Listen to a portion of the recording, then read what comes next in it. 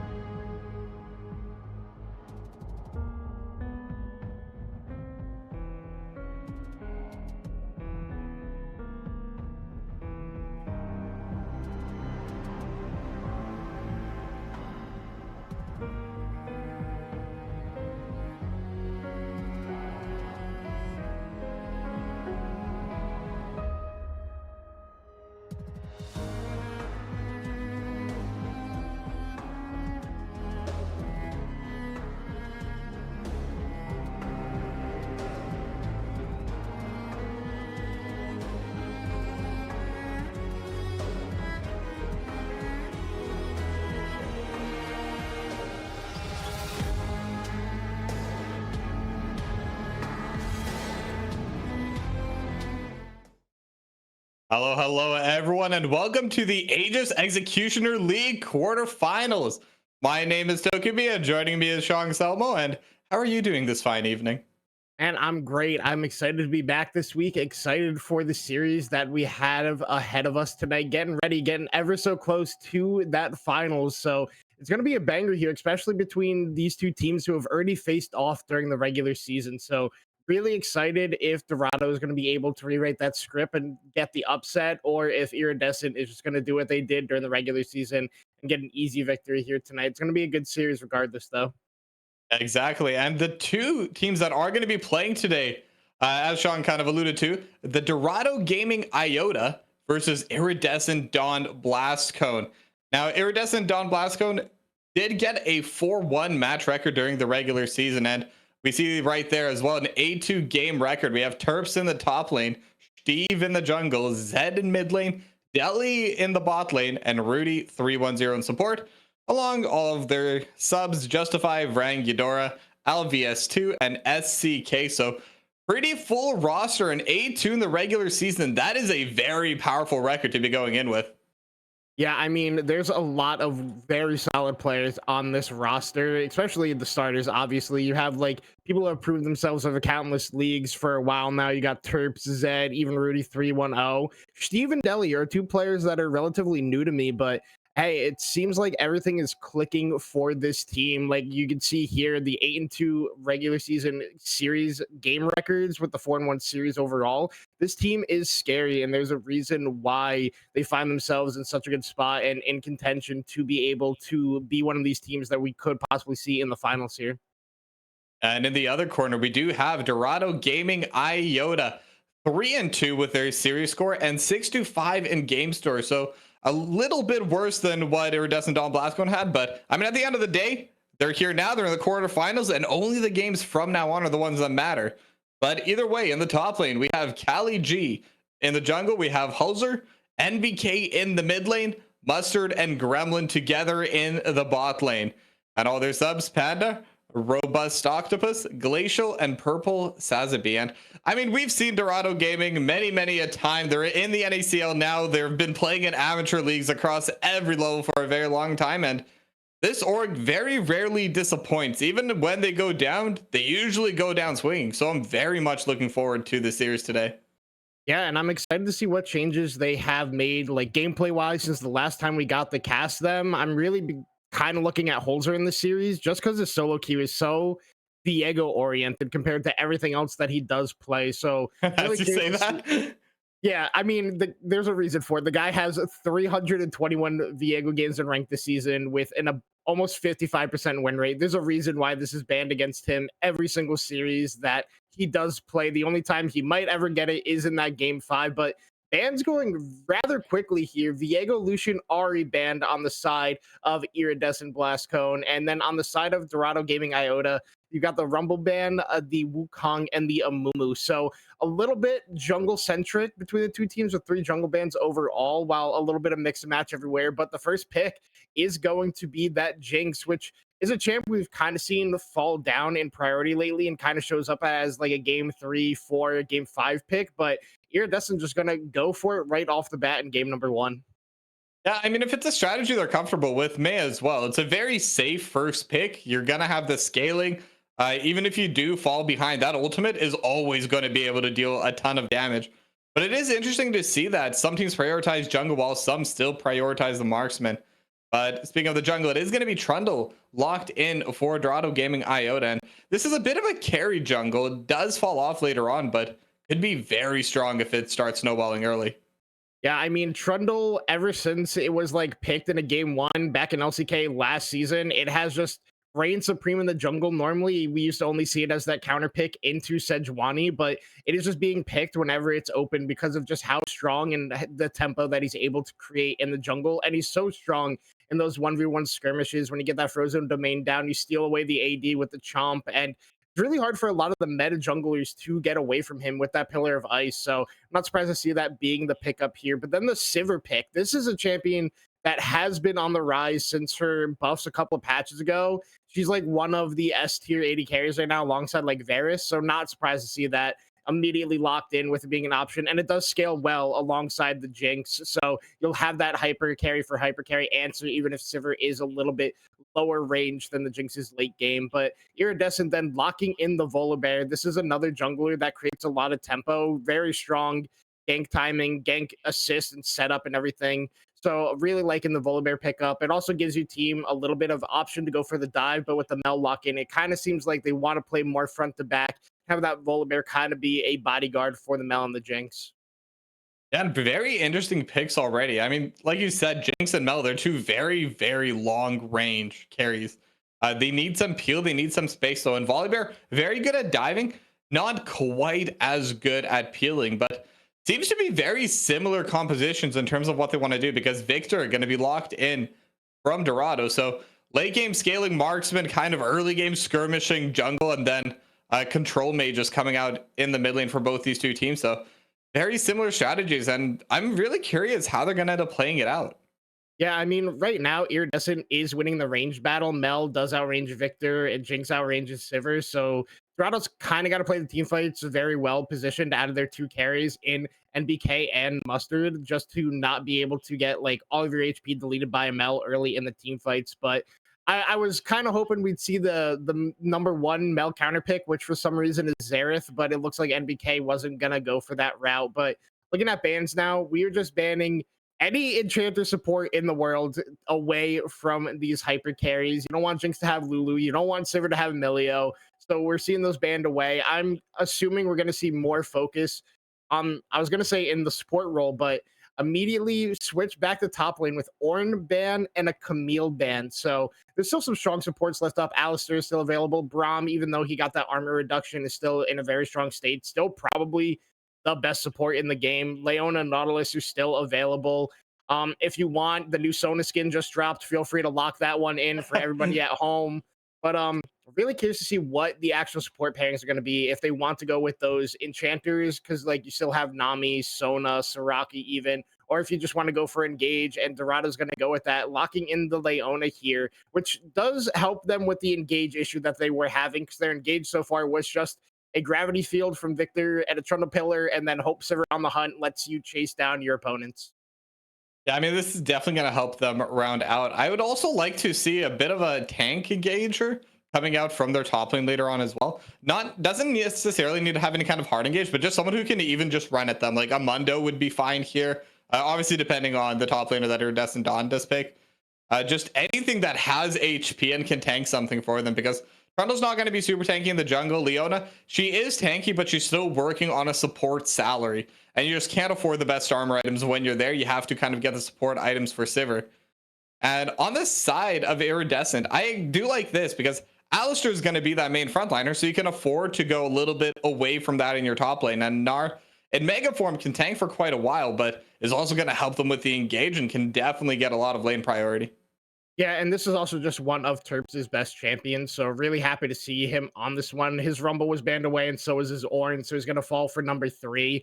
And you also got to be careful picking against Kali G on that R5. We saw the Cassante hover for a little bit, but Kali G is a Kayle player. He will pick that as a counter matchup, and is very proficient on it. But we're seeing the Gnar counter here in the Jax. You have the kill potential when Gnar is in mini form. A lot of Jaxes actually start with the leap strike at level 1 instead of the counter strike, just to have that ability to get on top of the Gnar and kind of chunk him out before he can get anything going in that lane. But it's going to be interesting to see how these two top laners play both sides of this matchup. Yeah, I mean, I think top lane's definitely going to be an interesting lane because a lot of the time you pick Gnar for that range versus melee matchup. That's something you typically end up winning out on. But when you add the Jackson to the equation, it adds a lot more volatility. But either of these two could really start snowballing early in the right scenarios. And especially when you have Volibear and Trundle in the jungle, it can really add volatility to any lane. But I mean, looking at these two squads, nameplates off, which draft do you favor going into game number 1? It's probably just the Iridescent one. I think the range advantage is super strong for them with the Jinx and the Mel in the late game. And Alistair, he is squishy until he gets to that level 6, but that ultimate is so powerful, but it does get slightly countered by the Trundle here. But I think the dive potential that you have with the Gnar, Volibear, and Alistair combo can cause such chaos on the shorter range on the side of Dorado that I have to favor Iridescent on Blastcone in game number 1. Right, and with that being said, we're just gonna have to wait and see which of these two comps does come out on top. We're gonna go to a short break while we head into spectator delay, but when we come back, we're gonna be heading straight onto the Rift for game number 1. Don't go anywhere.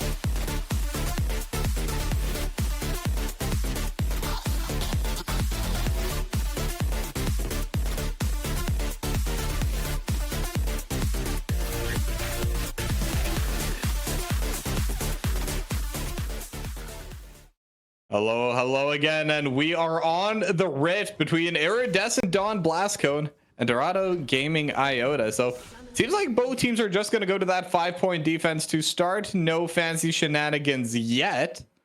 We're going to be interesting to see how these two teams do play, and more importantly, where the junglers do start, because I think that could definitely change a lot if they do start pathing towards the top side.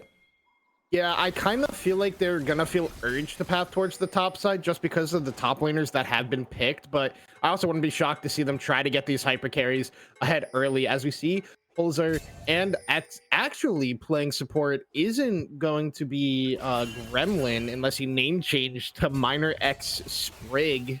So that is something I wasn't aware was happening. And it also looks like we have a sub. And it seems like Shang has disconnected for a little bit, but sure, he'll be back soon. But in the meanwhile, looking at where the junglers are starting, they are both going to be starting up in that top side and are going to start working their way down. But I also want to just kind of take a quick look at the different summoners that are coming out of the 280 carries. Going to be the cleanse on the Jinx, which obviously into the Leona, you basically have to get it. Otherwise, you're just going to get chain CC'd all the way to death once that level 6 does come through. But it is going to be the Ghost coming out of Sivir. No barrier like we do sometimes see. Trying to go for a little bit of that more offensive repositioning kind of play style rather than that full anti-burst defense. But first priority, as kind of expected, going to be going the way of Sivir. Ever since they buffed that Ricochet, it just became so powerful as that level 2 racing tool. And unfortunately, it's going to be difficult for them to kind of do any kind of aggressive play. Whenever you're into an Alistar, even if they are just level 1, that Pulverize is such a powerful tool. Or if they go ahead, but that's also a very powerful tool to just get that disengage and let Deli just grab that level 2. But meanwhile, here in the top and mid lane, just taking a look over at those CS numbers. Right now, kind of as expected in the top side, especially early on, the Gnar is going to be favored early. Just again, because it is that ranged versus melee matchup, it's always hard, especially on that first few levels. As now Zed gonna get jumped upon, will burn the flash, and actually the flash from NBK not gonna be enough damage to take down Zed. But I mean, it's flash for flash in the mid lane, but Zed's gonna be the one that's forced to reset. Although Zed is kind of staying without flash, could be a little bit dangerous, especially if Hulzer does come back. And actually, I noticed Hulzer burned the flash as well. So in the end, it's Zed that comes out on top, as Iridescent Blastcone are left with a few more summoners. LVS2 still going to be having that flash if the Volibear does want to start making a play somewhere. Both junglers now starting to group near towards this bot side, looking for a potential play. But I think with the current wave setup, Hulzer is the only one that could try to go for an aggressive play, but they're going to be grouping together with ALVS and just going to be taking that grab in the meanwhile. Yeah, now, I mean, it was, like you were saying, a really good gank timer there by Hulzer, just because the wave was in a neutral state, and that's kind of where Trundle does thrive. But you see right now, the bot side prio is there for ALVS, or Alviz, I would assume is how it's pronounced. Just getting that bot scuttle, and it's going to look to actually double scuttle because Hulzer did go for that early gank. Now, but a flash coming out right now. Alviz looking for NBK, but Hulzer is going to be in the area, same with Zed, so just kind of a random flash coming out for fun. Not going to be able to get that kill, but we'll at least have the priority to get that crab. Yeah, that was definitely an interesting flash there out of ALVS. Was not really expecting any follow-up just because Zed really low on mana, low on HP, and also no flash. So if Hulzer is there for a counter gank, they can just turn the focus onto Zed in that lane. But little over aggression there on the side of the Volibear, but he does get the double scuttle. He's up in the CS right now, doing pretty good job at clearing right now, but I think you just got to play that gank a little bit slower and see if there's any counter gank potential before you go ahead and burn that summoner.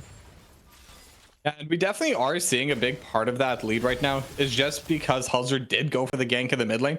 So kind of lost out on that clear speed. And I think in general, Volibear does out clear the Trundle early on, especially. Has a lot of AoE. It's just a little bit of poke coming out of Rudy. Not going to be too much left there, but the first few resets should be coming out soon. And what is a little bit surprising for me is that Zed hasn't reset yet, despite that early gank and despite kind of sitting on like 200 HP for a very long time, but hasn't been punished and hasn't really needed to reset. In fact, it's up in CS. Yeah, and I mean, yeah, Mel kind of just gets to farm for free with that Q and also has like the XQ range on all her abilities for clearing, but both AD carries still haven't taken their first recall. I assume both of them at this point are just waiting to have that BF sword goal. But overall, top lane pretty even. Terp's doing a good job in this rougher matchup against the Jax, not to get in a position where he's going to be punished, and looks like he's doing a pretty good job. I feel like Nard does win this matchup early, and then it's later. But now Alvis could actually be in trouble. Alvis is alone into 3. The frozen pillar is going to be there. There's no more flash, so now Rudy kind of needs to help peel, and with the pulverize will buy a little bit of space, but Alvis with the Zenith blade still getting a jump ball. So Mustard first blood already popping the ghost as well, so just moving super quickly. Rudy looks to follow, and Hulzer is going to be going down, but now Zed is in the area. Deli still autoing over top everything. Mustard starting to get low, will flash over the wall. Zed's going to be able to secure that kill, but will be going down to NBK over the wall. Hulzer's the one that secures the kill, but that's a 3-for-1 for Dorado Gaming. Yeah, and 2 of those kills are on Trundle. This is a champion that is super strong early, so you're not feeling too bad with him getting 2 of the kills. Also, you have Mustard with full kill participation. Also did get the first blood gold, so you're gonna be feeling good there. And Cali G actually almost goes down to Terps in the top lane. Yeah, like I said, Nard probably wins this matchup until one item is completed on the Jax, and then it kind of probably becomes a whole lot more difficult to play this lane out. But I mean, the bot lane action was there because Alvis burnt that flash early. He just got stuck between a Trundle and a pillar and just couldn't go anywhere. And then Miner X Sprig hitting that max range Zenith blade, and I died.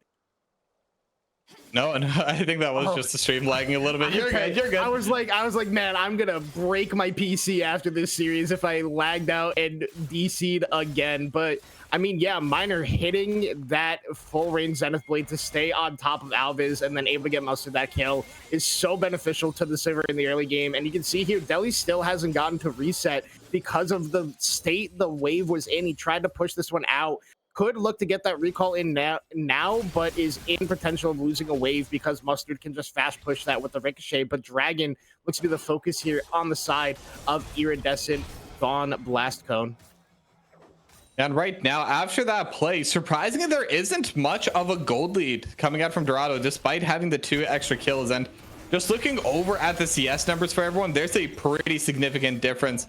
8 CS in the mid lane, about 10 in the top lane, about 10 more in the jungle. And then obviously Terps has already gotten a play, but is walking into Hulzer, does have the Mega Gnar, so might be okay. We'll just knock them out of the way. So Terps not really going to be in too much of a threat, but with the wave pushing away from the Gnar and Mega expiring, I think this could be an opportunity for Cali G to really start taking over this lane. Yeah, and we saw Cali G try to get aggressive there before the Gnar bar fell off. And Deli still hasn't gotten reset. Yeah, no flash is available, but one more trade like that and Terps just goes down, might be forced to reset, and there's no teleport on Terps. Yeah, I mean, it's just a good gang timer there by Hulzer, and then nice follow-up punish by Cali G to put Terps in a bad situation. He's probably going to lose this whole wave. Cali G is going to get the beneficial recall, but Deli is still locked in the spot lane. He has not recalled at all. He tried to get it off, but Mustard and Miner X Sprig went to force him to cancel that recall in potential with the damage that could come out and losing him the wave. Decided to stay for it. He's now finally going to get that first recall off on 83 CS and the assist gold. So gonna have a pretty good back for him. He's on par now with Mustard in items. Yeah, the exact same build too. I believe Mustard might be sitting on a little bit more gold, or maybe spend a little bit more on that potions, but yeah, 200 gold lead right now, sitting on around 250. So technically does have more gold, but didn't have any of those item breakpoints with that little bit of a lead, but could end up amounting to something later on. Maybe Mustard will be able to get more of a lead the way things are now. And looking over at the gold everywhere else, I mean, in the top lane, even with Terps getting sent behind a little bit, was 300 gold up. But Huzzer, with the 2 kills, just definitely currently the big winner in this game, up 600 gold over ALVS. And I think that's where you kind of want your Trundle to start winning, because once you have that lead, you really want to make use of it early. Yeah, I mean, he's got the early gold lead, but my question is where he is in comparison on this jungle item. Just because he is down in that CS department, Alva's got the double scuttle early. You can see he's down 2. He's probably got a treat sitting in the back pocket for his clear, so should be pretty much 1, maybe still stay 2 behind of ALVS at this point. But it looks like we're not getting the typical Volibear build where it's like the cosmic drive into the Navoy flicker blades and Deadman's play. Looks like we're getting an early spear. This is Kalji going all in. Yeah, Grandmaster at Arms was popped. I don't think Kalji can really follow up, so it's just going to be used primarily for that burst damage. But yeah, we're starting to see where once the plate of steel caps and the sheen come out, the lane becomes so much harder for the Gnar, just really unable to walk forward. But now LVS is in the area and Terps almost has Mega Gnar. They could look for a bait up here. Yeah, this is a really rough spot for Kalji. The flash is just not off of cooldown yet. It's probably like 10 seconds away. It's the same as Terps's, but they're going to look for it, and he's just going to be able to back away from this one. No real wasted time there out of the ALVS because he only has his Raptors up on the bot side. So overall, just good timing. Oh, but Solar Flare has been used in the bot lane, and now Mustard with on the hunt. They're looking for more. Zenithblade gonna land, but immediately cleanse. So Deli will use the cleanse, but other than that, not too much has been thrown out there. Good attempt coming out of Dorado, but Hulzer's still looking to push in a little bit. Might be looking to steal off some camps in the jungle, as that boomerang blade is really starting to hurt Deli. Now NBK gonna be the next hard. Gravity field is gonna be there, but the stun will land, so the mid lane play will also be put to a stop. Lots of attempts, but no successes really coming out of either of these two teams. Yeah, I mean, the solar flare going in between Deli and Rudy was rough there because neither of them get CC'd up. You can't force an early summoner or the ultimate there out of the Alistair, so they're able to just walk it out even with the slow. It was also a nice flame chomper positioning there by Deli because it got Holzer on the backside, so there was also no follow-up from the Trundle as Kalji is looking to go in again. Yeah, Terps is taking a decent amount of damage there. I mean, those Sheen procs, especially when you pair it with the Empower, just does so much quick burst damage. Terps kind of wants shorter exchanges, just proccing that hyper, and that's it. Once you get that, that's when your trade is done. But Kalji just able to kind of extend them with that counter strike. Also doesn't really take too many of those procs, and so it is slowly but surely turning into a harder lane. But Terps is still winning out in CS. So it seems like Kalji is kind of forcing those HP trades instead of focusing on getting those last hits. As now Gnar gonna force that R, but going into mini form, so it doesn't matter too much anyway. Yeah, and I'm also really curious to see the builds we get out of both NBK on this Victor and Zed on the Smell. If they're both going to go with the double burn items of the Blackfire and Leandries, because both of them are sitting on Blackfire right now. But Zed also going for the Boots of Ionia, so going for that CDR over the Magic Pen. And like I mentioned, Alva's going for that Spirit Visit's first item is typically not something I see on Volibear. I'll sometimes see it third, maybe fourth, but never first. Really kind of lowers your burst potential as the Dragon goes over to the side of Dorado and they could look for an engage. Yeah, it looks like it's going to be coming through. Rudy walked in but wants his way out now, but Gravity Field's going to be there. Chomp's going to slow a little bit, but Rudy's still able to walk out as now LVS in the backline. There's a little bit of a spread going on right now, and Miner Sprig is going to be the target. Actually, LVS is going to be the first to go down to Miner Sprig, but they will be able to trade it back immediately. The Golden Eclipse gets the execute. It is 1-for-1. The Dragon did go the way of Dorado Gaming though, so 1-for-1, but overall objective favoring Dorado. Yeah, I mean, Rudy had a really nice Alistair combo at the backside there, getting two people with that knockup, so it was able to be followed up by Deli and Zed. And I feel like the side of Dorado played that team fight a little bit sloppily. They kind of were dancing back and forth between chasing two different sets of two-man units. They were going after like Alviz and Deli at the beginning, and then look to go on to Zed and Rudy, and then back again. So really wasting any potential damage or engage potential on one set of them while they were trying to make a decision, and eventually cost them in trading 1-for-1 when it could have been a much better fight for the side of Dorado after claiming that Dragon. But as it stands, I guess you're not feeling too bad because you did lose Miner. Alviz went down on the other side. Trundle, oh no, actually Minor X Sprig was the one to pick up that kill. So Gold is not going exactly where he wanted to on that one singular kill, as Zed picks up the one for the side of Iridescent Blastcone. So you're feeling good about Zed getting that one. Mel does kind of sort of fall off in the late game, but like it all depends on the build you go. She still always does have that mini Karthus ult execute range, so always has the potential to be a menace in the team fights. Is Herb's just taking some tower shots for free. Yeah, trying to pressure out Kali G, trying to slow that recall, but definitely not worth taking 2 tower hits for the process. And Kali G does have TP, but at this stage in the game might be worth holding on to it, but Kali G just gonna burn it immediately, get back into lane, still trying to protect that first tower because beats have not been collected by either of these two teams yet. Feet of Warfare definitely going to be there on the side of Dorado's. Terps now trading with Kali G, almost in Mega Gnar form. But there's a huge wave in the bot side, and Hulls are going to be walking in as well. They're looking to just finish this off entirely, and they could immediately go for the fight. Now Deli going to get flashed upon with the solar flare over top, and now Rudy is going to be the main focus now. Unbreakable Will has already come out, same with Pulverize. Deli trying to trade back, but they're so tanky. The damage just isn't there. Hulser gets taken down low. Mustard still trying to take out Rudy. One more auto is needed, and will land with that boomerang blade. And now NBK is going to be there looking for Deli, as now Terps is in the back line, but they have everything they need. Arcane Storm over top, but Minor Sprig gonna be the one who secured that kill as well. And now Terps is alone versus 4. Zed is in the area, but with that subjugate, Hulser gonna be safe, gonna be able to back out, and Terps will be able to leave as well. But Kali G gonna be getting some free time in the top lane, should be able to take that turret for themselves as well, as Dorado just really taking over the game. Yeah, but now Alves in the meantime is going to look to break open mid lane with that Rift Herald. The rotation is already coming out from the side of Dorado. Kali G picking up that turret for himself. First turret also going in favor of Dorado to pick up the full feats of strength here, getting the first 3 kills and the first brick of the game. So looking good in game number 1 is Dorado. Maybe you don't want Minor to have 2 of these kills. You probably would have preferred them on either NBK or Mustard. But you're kind of not complaining at this point because Mustard and both Sprig 100% kill participation. That's what you want for your hyper carry to get super accelerated early in this game. Yeah, and they're doing really well in that bot lane. Yuntal Wild Arrows on both the 80 carries, but the BF sword and the extra dagger coming out from Mustard, that's a huge difference, especially on a Sivir where all of your auto attacks are typically hitting multiple members. That's going to be a lot more DPS in those team fights. About a 2.5k gold lead now for Dorado, as the third Drake of the game is going to be spawning. It's only 1 for 1, so neither team has to go for it, as Terp still fighting with Kali G, will use the Gnar bar, just trying to get that big shove onto Kali G, and so far winning the trades. But once they go to mini, things could change. Barudi's also in the area, but Terps is not there to follow up, so it's just going to be a little bit of an HP trade favoring Terps, but overall both sides I think are still okay with that.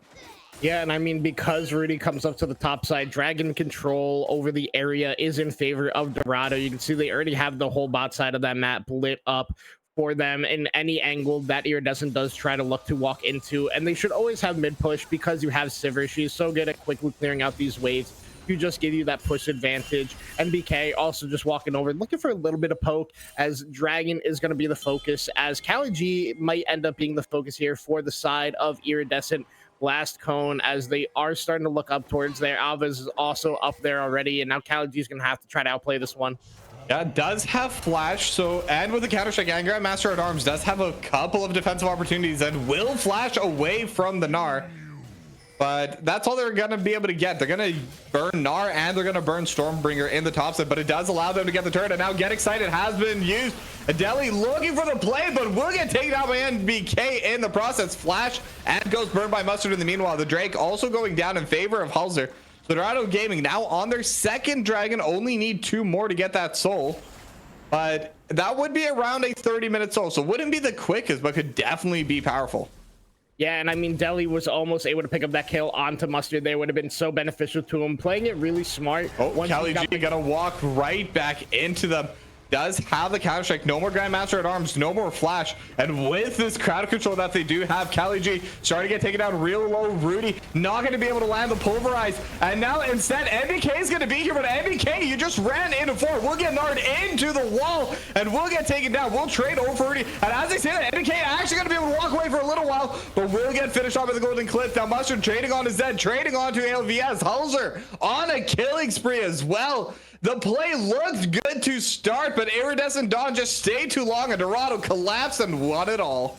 Yeah, Dorado with the quick resets after Dragon, knowing that top lane is the only player and are quickly able to help out their top lane. And yes, Cali G really not involved in that play whatsoever. Gets 2 assists on the backside, but Mustard gets another kill. NBK gets a kill. Holzer also picks up 1 for himself. So you like that play out of the side of Dorado. Cali G knew he was the sacrifice and was willing to make it for the team to help benefit the rest of them. For a second, NBK actually almost did escape that one, but the ultimate from Zed came out with that execute range, was able to pick up that kill, but it did not matter because it was not enough to help the side of Iridescent Dawn Blastcone win that team fight. Now the only thing that is really up for Dorado to be taken on this map is this mid lane tier 1 turret. But it might be a little while before we finally see the one come under full siege and be under pressure, as the top lane turret is still alive. Yeah, NBK taking a little bit of poke damage from Terps, but the trade back for NBK is so much better. We talk about those ranged melee matchups, but same kind of goes on with Gnar and Victor. Victor definitely much higher range compared to the Gnar. And also the Gnar, again, isn't really known to be super bursty, isn't really known to be super tanky either. Kind of wants those quick short trades, but that's exactly Victor's trading pattern, so we'll make it a little bit harder in the side lane. But now we're at 21 minutes, so Otacon is available on the bottom side of the map, but looking over at the item spread for these two teams, it is going to be pretty difficult for Iridescent Dawn. Outside of Mel, they're really starting to fall behind on their builds. They're really starting to fall behind on their items. The Infinity Edge now complete by Mustard as well. Huge power spikes coming out of Dorado right now. 2 items in the mid lane, jungle, and 80 carry. It's going to be a difficult fight, but we've seen that Otacon is where teams like to throw sometimes, and maybe that's going to happen again, as now Hulzer starting to walk close to them, does spot them out with the sweeper, so no engage going to be coming through yet, but we're just waiting for that big blow up moment. Yeah, and I mean, we're not going to get the double burden build here out of Zed, as Terps and Cali G look at the trade again, and Terps is doing a pretty good job so far, but taking some turret shots on the backside, but does enough damage to maybe dissuade Terps here. Yeah, but the Grandmaster at Arms has been thrown out. Same with the Counter-Strike. Terps about to go into mini form, so both are going to be low, but Terps at the very least will secure that turret and will have first move on this wave. Teleport is available, so if Terps wants to reset and potentially join the team, that is going to be an option right now, since Cali G is forced back a little bit here. But again, neither side really pulling any of the objectives. But with Dragon spawning in a minute and a half, though, something's got to give soon near that bottom side. Yeah, and also, as I was saying before the top lane scrap broke out, we're not going to get the double burn build here out of Zed. He's just looking to get some pure damage with that Shadow Flame. He could look to go for that Rabadon's as his third item, as NBK has gone for the double burn build with the Andries and the Blackfire Torch as well. And I mean, this Volibear build, we got to talk about it. We're going Speared Visage into Deadman's Plate. If you wanted to play tank jungler, you should have just picked the tank jungler. Volibear is such a good brawling and dueling jungler that you kind of just like lose a lot of potential without going his typical build of going for that Cosmic Drive, Deadman's Play, all the annoying stuff to have him have that sticking power and burst potential with but they are going to be debating right now, and ALVS is going to be able to land the stun on a Hulzer. They're going to be looking for a minor sprig now. Going to be the next focus. NBK in the meanwhile going to pop the Arcane Storm onto the backline. Neither side really fully going down yet, but now ALVS looking for NBK, gonna be able to land that Thundering Smash, and now Rudy over top, but in the backline, Cali G with the deli, and they're all blowing up. IDVL just going fully down. The flank from Cali G just opens up, and Mustard just autoing forever. It's gonna be a clean 5-0 ace for Dorado as they get the Otacon and the Dragon to boot. Yeah, they just did not have the damage to burst down NBK on the backside, or even Minor X Sprig at that fact. because those were the two guys that get focused down. Both of them are still standing at the end, and Cali G with a phenomenal TP flank there gets so much damage down onto the back line of Iridescent, Dawn, Blastcone, and then like you said, Mustard and Holzer just free hitting in that fight with Cali G as well. It was just doomed for the side of Iridescent the second they tried to invade on that blue buff. Otacon, Dragon Soul Point in the hands of Dorado Gaming Iota in firm control of game number 1 here. Yeah, I mean, this is a massive lead already. 5k gold, 3-1 in Dragons. They have the feats, they have the Otacon. Just so much going right now for Dorado. And I even think their late game is stronger than Iridescent Dawn's, because Sivir scales about as well as Jinx. Victor gonna be scaling near the same as Mel, maybe even a little bit better, but the Jax Gnar matchup, that's the big one, is now Cali G going to be the focus. Will actually land the stun on all three. Flashes over the top of the head, no pulverize, still gonna be able to land. So with all these chain CCs, Cali G should be going down, still alive for now. They're trying to give that kill over to the Gnar, and Terps just not going to be able to, and Rudy takes the kill in the end on accident. The trample just a little bit too strong there, but I think at the end of the day, just taking out Cali G is pretty big for the team anyway. I mean, Rudy, you don't got to take that kill, man. Terps had it, but look, I'm a support main. I understand. You're like, hey, my abilities are back up. Let me use them, not expecting to get the kill there. Now Alvis. Oh, yeah, Alvis. Trouble? Okay, but they're not going to be going in. Yeah, I mean, getting Cali G is good. It gets the split push potential off the field for the side of Dorado Gaming Iota, while now you can just have Terps sit up in that top lane and look to get some of that standing gold bounty for yourself, because you can see now they're rotating. Mustard is the only one in response for the side of Dorado's. NBK is walking in the river to get control of that mid lane for them as they send Mustard to the top to clear. But I mean, there's also no dive coming out on Mustard here. They're playing it slow, but a fight could happen at this red buff. Yeah, Rudy is in the area, only going to be able to land the stun on a minor sprig for now. Red buff in the meanwhile gonna get stolen, as now the on the hunt has been popped. Same with the solar flare, they're still trying to pop away, and actually Zed's gonna be getting hit by the Zenith Blade. If anyone is wondering what that is, that's how you reflect the Zenith Blade, by going in. But now NBK is continuing to chase. Rudy gonna be the target, might not be the best one, but in the backline Deli is getting jumped upon by Holzer. We'll get Thundering smashed off for a little while, but Cali G in the backline, minor sprig once again securing another kill, and it's a very delayed 3-4-0. But with that, that should definitely be the Baron, as it's only Terps just watching it go down. Yeah, it's also really funny to see Zed go into all chat after flying back into the enemy 4-man unit with the Zenith Blade, just typing LOL, forgetting that's how that interaction works. Terp trying his best to dissuade them from taking this Baron, but I don't think it's going to matter much. There might be potential for him to do something with Mega Gnar, but it's too risky to sacrifice your life for that. You just got to kind of watch it go down. And I mean, Dorado Gaming with a nice play in their own red side jungle, able to get a 3-for-0, pick up the Baron for themselves, give Cali G that grub Jax Baron buff split push pressure that you want when you draft this. He does win in the side lanes. His split push is so strong. Everybody knows this about Jax. So really liking the spot that Dorado Gaming Iota is here in game number 1, and kind of maybe shocking us here, as you know, they did lose 2-0 in the regular season to the side of Iridescent Dawn Blastcone. So looking to change their destiny, change their fate, and be the ones to be the victor in this matchup. Yeah, and they currently are the victor, at least NBK's. But sorry, I had to do that.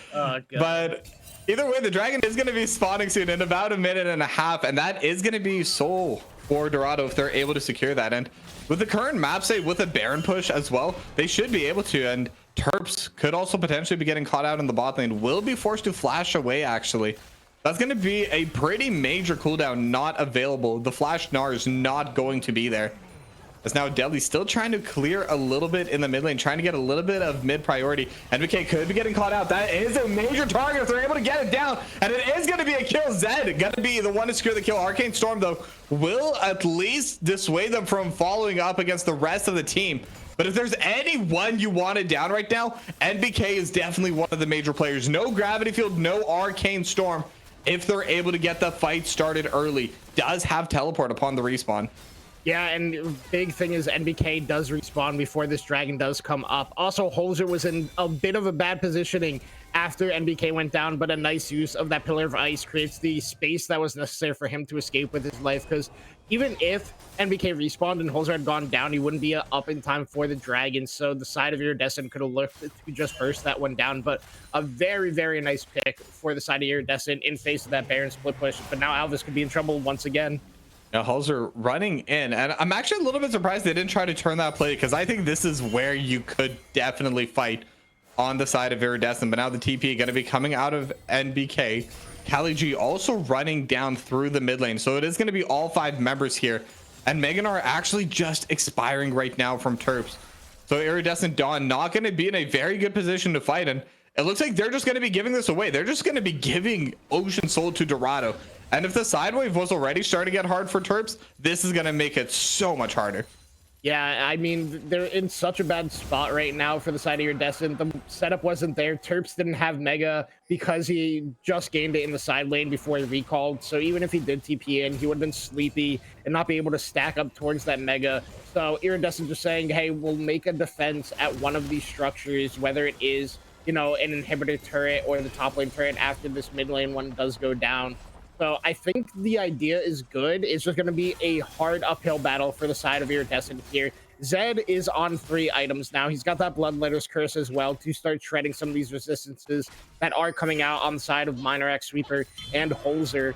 But overall, I kind of feel like this Mel build is starting to fall off in damage, and you're really just looking for the execute to be able to pick up these kills in the team fights, while Deli is still really struggling in this match. He's 0-4-3 on this Jinx. He's half an item behind. He does have the anti-heal in inventory with that Executioner's Blade, but Mustard is on the fully completed version of it.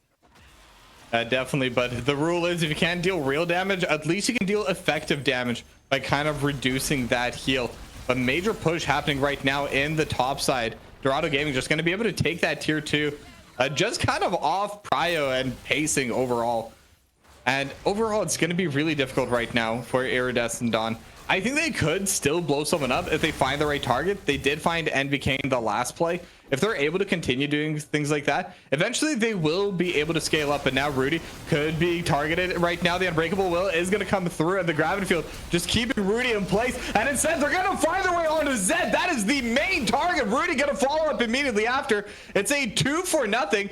And now they could look for top lane. They could look for a mid lane. It really depends where they want to go. Yeah, Zed not flashing the solar flare was the big one there. He was just in range for the stun in the center of it. So just immediately burst down by the side of Dorado Gaming Iota the second they realized they had that one. And now this might just be the beginning of the end. Jax is here. Trundle also super good at taking down these standing structures. So Iridescent is going to have to make a 3v5 defense of their life, but Dorado saying we'll let you breathe for just a little bit longer as they look to back off into the jungle and potentially set up for a Baron to make it almost impossible for Iridescent Dawn Blastcone to come back in game number 1. And I'm guessing that's why they backed off, because if they do fight there, if they do try to get that siege and they die, that's going to be Baron for Iridescent Dawn, and the game's just wide open from there. If they just slow down, because right now this is a very difficult to lose scenario for Dorado. As long as they don't throw, they should be able to just cleanly finish off the game. As now Mustard, if they knew Mustard was there, it could be a huge pickoff, but instead Mustard going to be able to freely DPS onto ALVS. Then the Stormbreaker is going to be there for a little bit of extra HP, but really doesn't matter. Terp's going to be chomped down, going to be the next target. Boomerang Blade over top. Ricochet not in range, but they're just going to flash in. NBK with the Arcane Storm, and they just killed 4. And I think that's all they really needed. Dorado just finding a quick pick, and they should be able to just march down, take down the Nexus, and hopefully also dive onto Delhi. It looks like that is the plan. Ace coming out. Holzer able to get the final chomp, and with that, game number 1 is going to be going over to Dorado. Yeah, Dorado with a dominant early game and just kept strong throughout the rest of it to claim the victory in 33 minutes. It really started with that bot lane play, getting Mustard accelerated, and he was just able to help carry the rest of the team through the game. Even Holzer having a phenomenal performance on that Trundle, doesn't even fall down a singular time in that game, was just running amok, kind of doing whatever he wanted with the assistance of Minor X Sprig in that Leona. It just was a phenomenal game number 1 here out of Dorado Gaming Iota. Yeah, definitely started off slow, but they were just kind of able to get a couple leads, and they were just able to swing those leads into more and then more and then more. And ultimately, they were just able to run it in through there. But with that, we are going to be going to a break. But when we come back, or actually, wait, no, we are not going to a break because first, I got to give you a quick message from Zen Market, the new sponsor for Aegis. Zen Market is your one-stop solution for buying products directly from Japan. They'll help you buy items from over 10,000 shops in Japan, as well as place bids on auctions on your behalf. They'll even consolidate all your items safely into one box and can ship internationally. They'll provide excellent customer service in 19 languages, which is why Zen Market is trusted by over 2 million users worldwide. Check the panel down below the stream or click the link in the chat to try them out now. If you sign up with promo code Aegis, you'll get 1,000 yen off your first international shipping fee. In addition, check out the special viewer giveaway. Typing !giveaway in the chat for your chance to win a Nintendo 64. But with that, we are going to be going to a break, so get that giveaway going. And when we come back, we're going to be heading into draft for game number 2. Don't go anywhere. Get your Zen Market merch, and we'll be right back.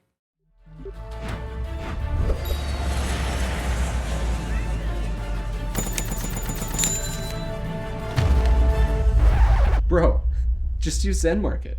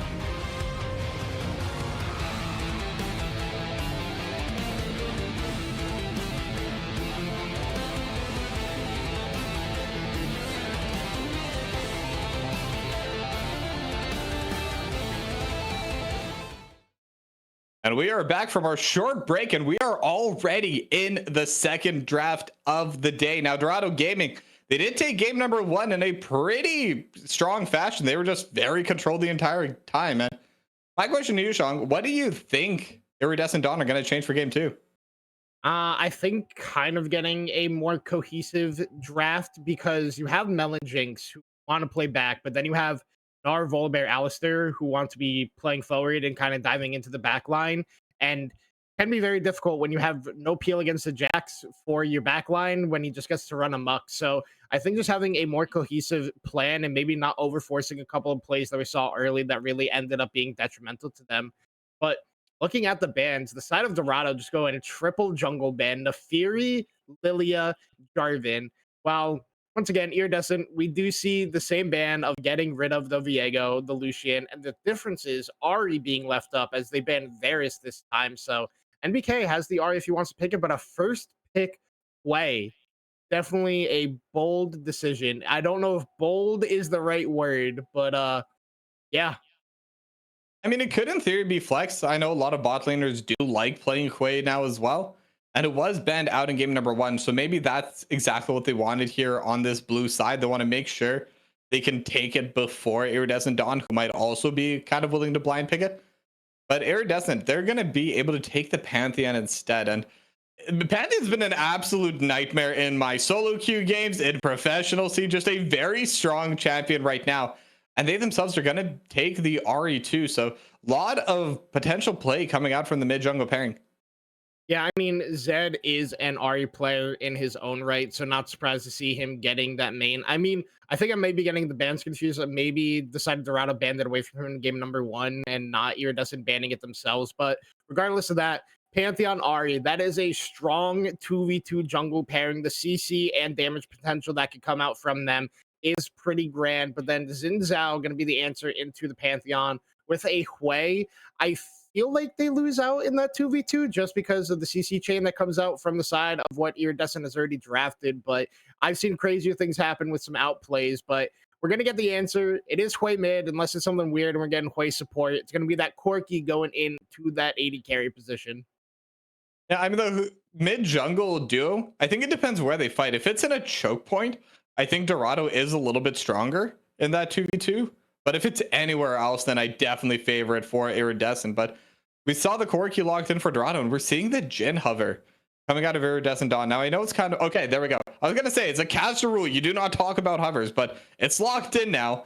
And that's a very interesting pick to me, because I think with Curtain Call into a Xin Zhao with a Crescent Guard, can it be a little bit difficult to kind of time and aim properly? And overall is definitely going to be weaker than the Corki, except... unless Jin's able to kind of walk forward and hit those autos. But even so, I'm a little bit surprised by that pick.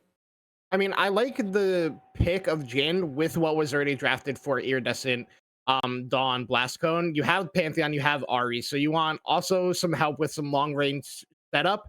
Jin does exactly that with the curtain call, with the W that I'm forgetting the name of off the top of my head.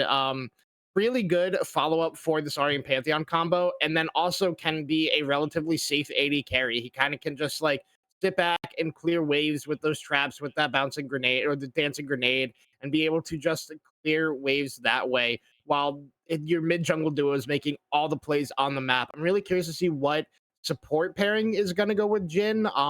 You know, there's my main, there's Bard, that is a pretty decent pairing with Jin. Some other pairings that you won't get to see that are decent with him are like the Leona and the Alistair. It's kind of the same mindset of having that CC chain combo in the bot lane as well. But Jin is typically one of these 80 carries where it kind of feels weird to find a good support to pair with him.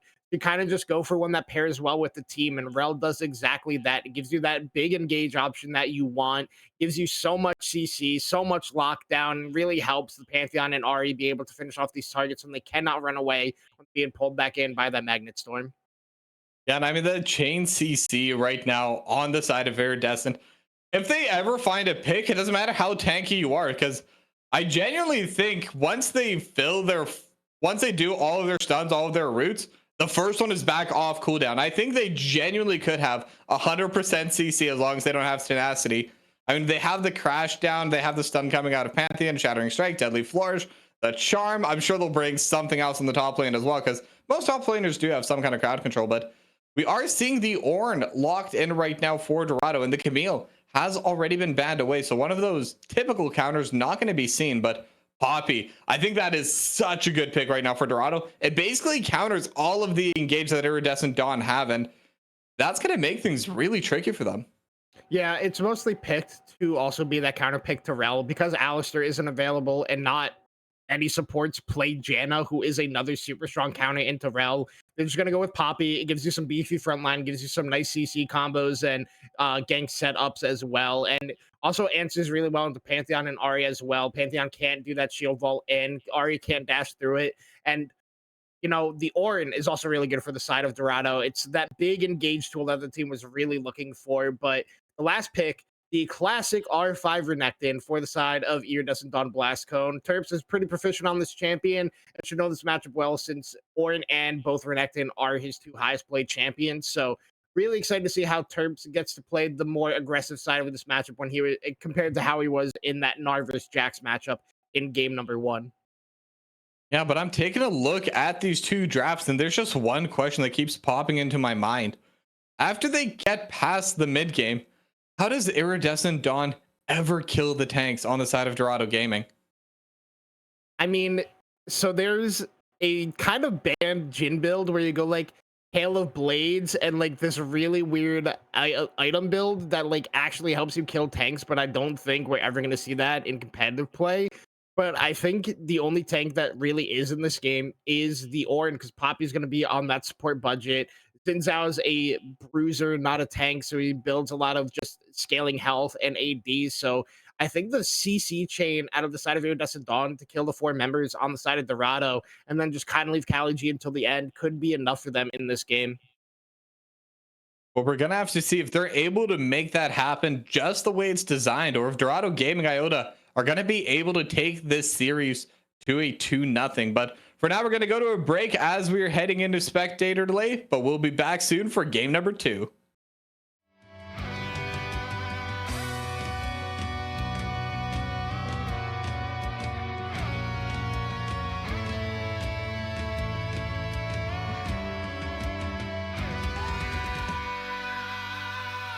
Call down the reckoning, bring back hope and peace, restore our gloria to live forever. Call down the reckoning.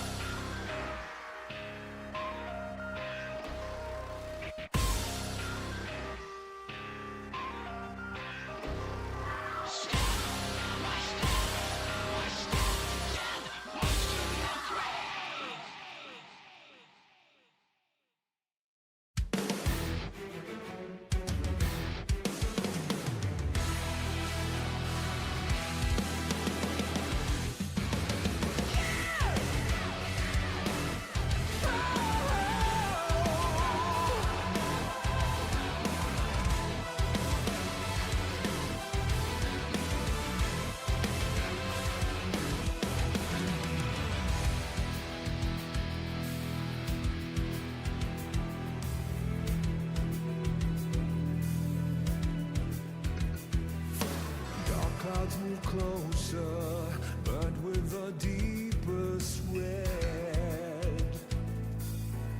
Oh, beneath them we look on. When they part comes the hatred they bring. Lost in the dark, we've come so far.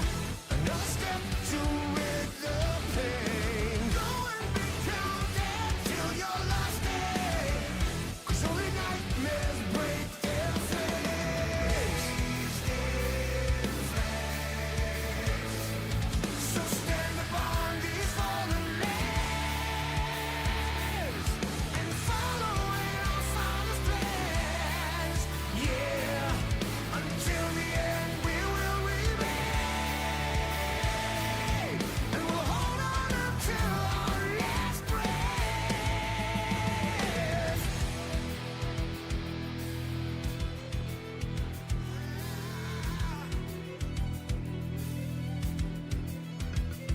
So what is to be left for us? My people look on and say,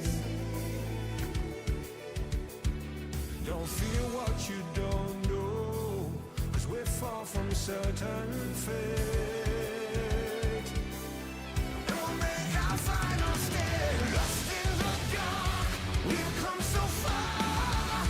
Another step to rid the pain. Go and be counted till your last day. 'Cause only nightmares break their flames. So stand upon these fallen lands and follow in our Father's plans.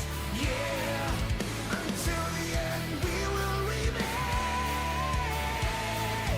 and we'll hold on until the last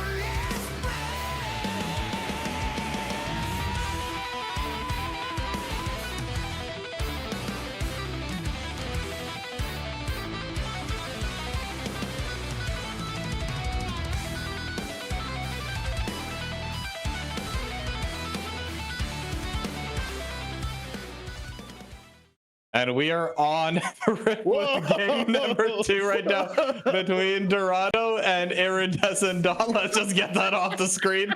But yeah, things are starting out a little bit spicy here. We have the faker skin right now. No, it's not the faker, it's not the faker skin. It's it not? the new Ari mythic skin, the pool skin. Zoom in on Ari. Zoom in. Zoom in. It's the new skin. She's in the bathing suit for everybody. There you go. But All right. regardless of the $150 that was dropped for that skin and what we saw in all chat, we have both double Summoner Spellbook on these supports. So it looks like all the original players are here for both sides. Gremlin is back. Steve is back. So Gremlin running the Flash Exhaust Summoner Spellbook, while Rudy is going for Flash Ignite Summoner Spellbook. Yeah, and I think it makes a lot of sense because as Corky, you're okay just scaling up. As Jin, you kind of do want to get ahead early. Otherwise, you do just kind of fall into that utility AD carry rather than that, you know, carry AD carry that typically most AD carry players do like to be. But it is going to be opposite starts from the jungles right now. Steve going to be starting out on that bot side, pathing towards top, but Hulls are going to be pathing towards the bot lane. And I think that does make sense for both teams just because that's kind of where they want to make their first play. Yeah, I mean, 100% agree. It makes sense. You kind of want to get this Corky ahead. Yes, it does scale very well, but Corky is also super strong level 1. That Gatling gun ability is so deceptively strong because it gives both that armor and MR shred and helps give those autos that kind of like deal true damage in a weird way even more power. So it makes a lot of sense that Holes is going to be pathing bot. And then also you got the Renekton top lane. You want to get this champion ahead because of how much of a cliff it does fall off. So it makes sense that Steve is pathing up towards this top side in this game number 2. And we're already seeing Terps winning out pretty hard in that early matchup. And I mean, it's Ornn versus Renekton, and that's exactly how it's going to go. Terps is going to be incredibly strong into the Ornn for a while. We'll get another bit of a power spike, assuming that Terps does go the Black Cleaver. But after a while, it's just only going to really be able to tickle Kali G. And eventually, Kali G will even be able to win out in the 1v1. But that's not until 3 or 4 items. They're going to be kind of a wash in that top lane. we're seeing right now here in bot lane, Deli and Rudy, they're just trying to get the push in right now, but this is a pretty dangerous spot to keep the wave. So if they don't fix this state, this could be a pretty solid gank opportunity for Halzer. Yeah, I mean, the wave is already fixing itself out. You can see it's going to start slow pushing back into them, especially if Deli wants to do something funny and kind of like, you can't really do it in League of Legends the way you can do it in Dota, where you like stagger your minions by walking in front of them and cause them to bunch up. You can like attempt it to slow out the wave push, but it still looks like they're kind of pushing this with the way that the dancing grenade did bounce, so they could still be in a bad spot. And I finally remembered the Jin W ability name of the Deadly Flourish. It took me way too long to remember that name. And it's going to be a powerful tool. Again, we just see Terps taking such a strong trade into Kali G. Already burned the health potion as well, so Kali G just kind of sitting on whatever HP they have. But now Halzer looking for the gank in the bot lane, but is scattered out by the ward. So Deli and Rudy just going to back up to their turret. Going to be a little bit safer there, but they're still going to be going in. Gets the knock up onto Rudy with a 3-talent strike. No huge follow-up, just a little bit of poke, and it does let them safely push in the lane on the side of Dorado. As now they're looking for a dive opportunity at the top side. The knockup has already come through on the stun. Not going to be there. And first blood going to be going over to Steve. Just getting the one final hit with the Comet Spear.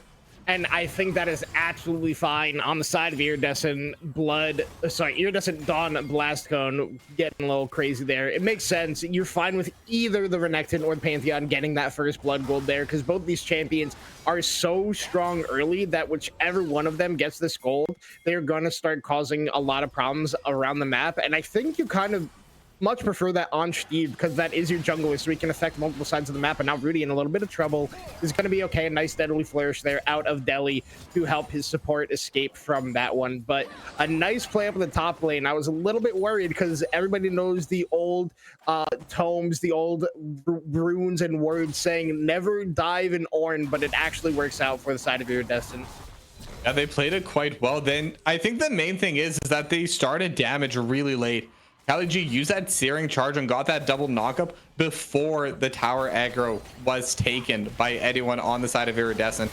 I think that's really going to be helping a lot. As in the bot lane, we're starting to see a pretty solid fight. Crashdown's going to be there, but grounded already. Mustard actually going to be jumping with the Valkyrie Flash as well. Will be able to get the kill, but now Deli looking to trade back and holding the force shot for now will get blocked by the barrier. Now Deli's actually starting to get decently low as well. Phosphorus Bomb, not going to be enough damage, but 1-for-0 kill for Mustard, but does have to burn both their summoners.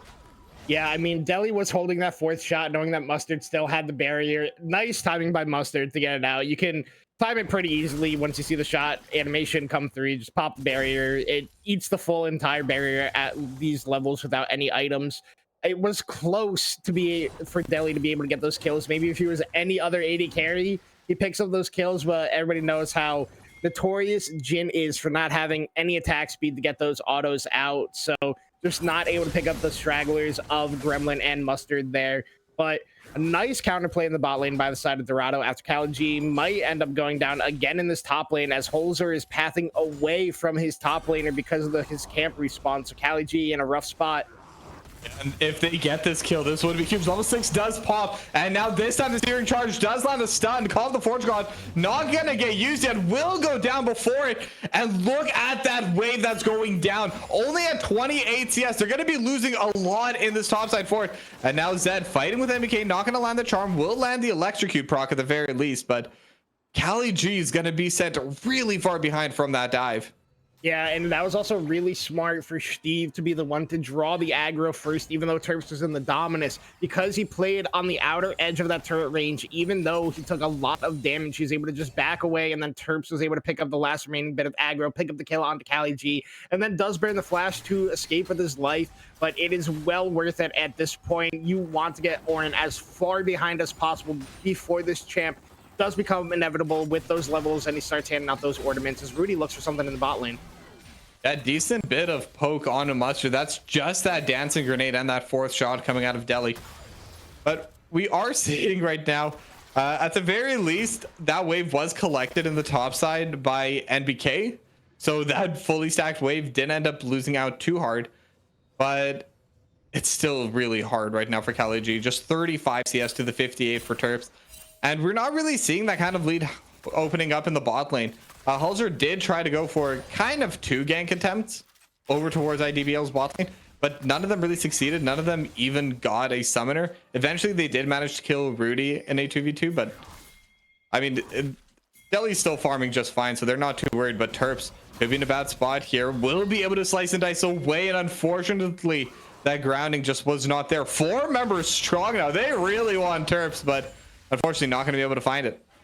Yeah, and then TP's back up to the top lane. It looks like the side of Iridescent doesn't want to give these Void Grubs over for free. We already see Rudy linking up with his jungler here as they start to try to create some prio. As we see a pincer maneuver already coming out from the side of Iridescent. Yep, First one does go over to Steve. Dominus is going to be popped, and now Terps is in the middle of everything, looking for Gremlin, and Gremlin gonna get stunned up in the backline, will go down immediately, and Spiraling Despair does pop on everyone, but there's no items yet, so the damage from NBK just is not high enough. Halzer gonna be going down as well. Double kill now for Terps. NBK super low, but all the cooldowns have already been burned. It's a 2 for nothing, and they should be able to get all 3 grubs here on the side of Iridescent Dawn, and they're looking a lot stronger in game number 2. Yeah, Iridescent Dawn is playing with the R5 Chinese. But now Delhi gonna be getting jumped upon. Will try to flash break off the Portugal, but the room was already there. Kali G following up with a flash of their own. Just needs one more auto. The slow is there at the bellows breath. Kali G gets the solo bolo into the enemy marksman. Yeah, Kali G now back in this game, picking up that kill. He's level 8 now because he's picking up solo XP in the bot lane while Terps is grouped with the team. But Terps onto this R5 Renekton. Never mind, I'm holding that thought. Zed in trouble.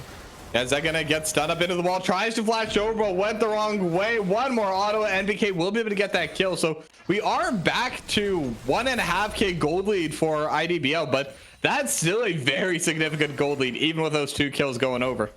Yeah, but I think most of it is going to be on Terps on this Renekton. 100% kill participation, 3 of the team's kills. If he is not in a fight at this point, the gold is probably close to even between the rest of the 4 members. So it's gonna have to be like Terps being involved in almost everything this game, but he has been so far. I made a joke about it before about the R5 Chinese Renekton, and Terps has been that so far in this game number 2, looking really good on this counter pick, looking really good on one of his champions, and there's a reason that they're willing to pick an R5 for him.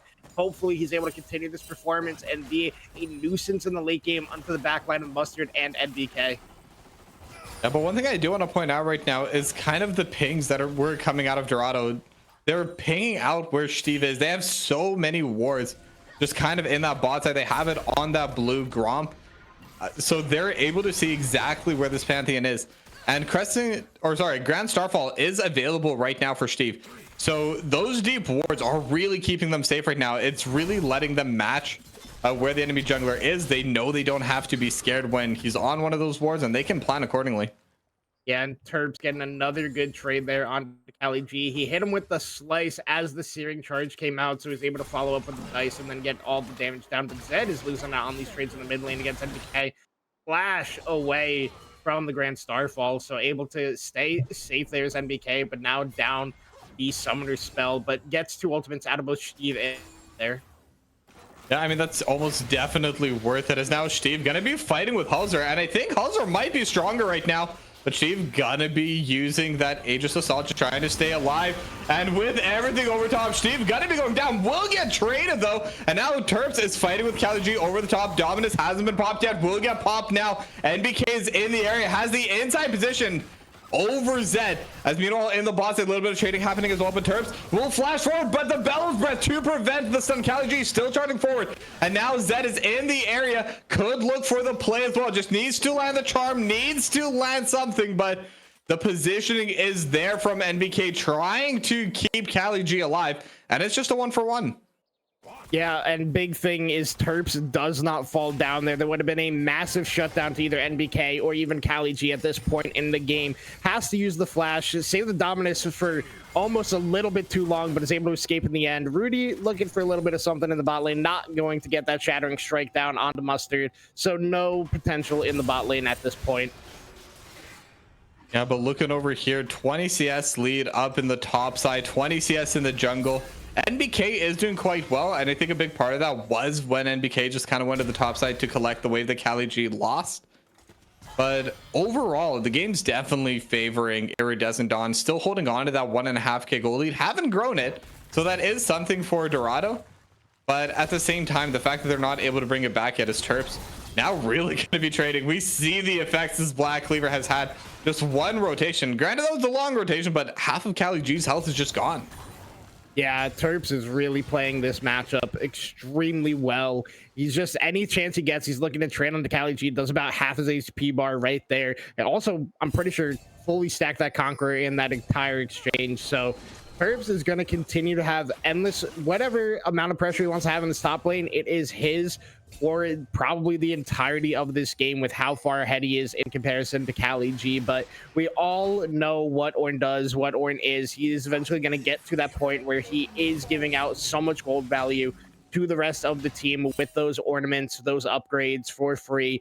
But overall, this is a very close game in comparison to what we did see in game number 1. Iridescent Dawn Blastcone looked really good in the early game, but some good team fights out of the side of Dorado Gaming were able to start to bring this gold lead back, and it hasn't really been expanded on by the side of IDBL. But Terps once again going for another trade onto Cali G. And I think one big difference this time around, though, that Iridescent Dawn need to be a little bit wary of is they definitely get outscaled this time around. The Corki is going to be able to outscale the Jhin. The Ornn is definitely going to be able to outscale the Renekton.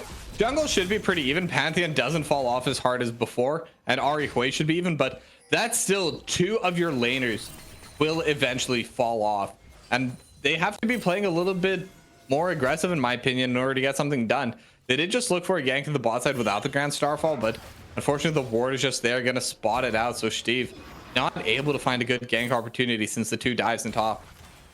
Yeah, and I mean, it's still anybody's game at this point, right? Dragon is spawning in 5 seconds, so really curious to see how teams are going to be playing around that one.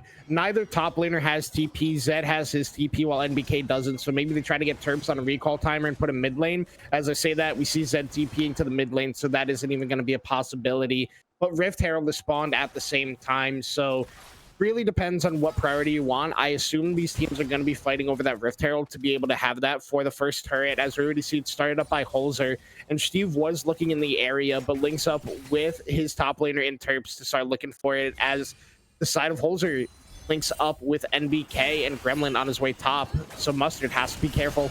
Yeah, and the Magnustorm is going to be there, but they're not able to combat, and Mustard actually going to be able to get the kill. The dive gets fumbled, and now Call of the Forge God looking for more. Not going to be able to find anyone. Steve going to be flashing away as the Dominance is popped to the backline, but Terps, it's a 3v4, taking a lot of damage, trying to survive, trying to DPS, and it's not going to happen. Spiraling Despair will be there to take down Steve. Hulzer, the one to get the last hit.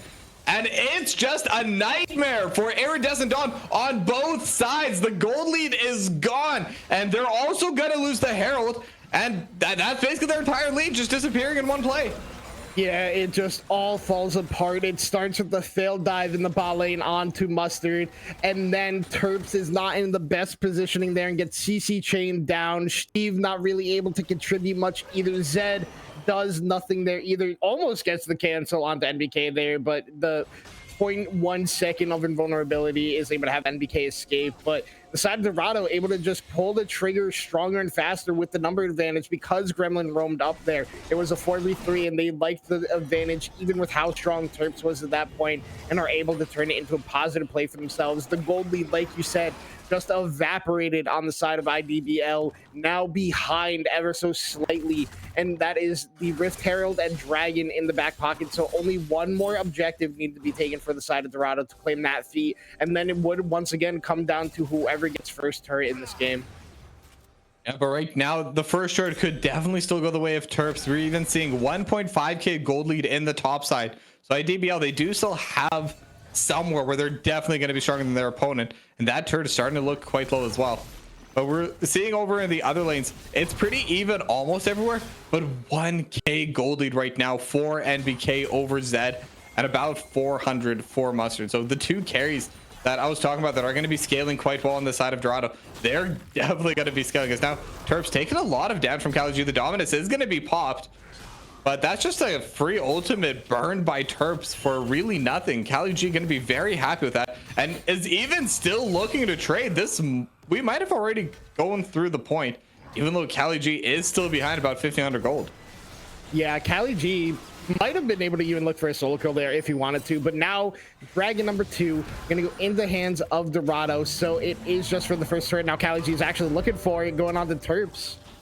Yeah, it's just going to be called the Forge God. Flash does get burned, and that's not what you want to see if you're an Iridescent Dawn fan.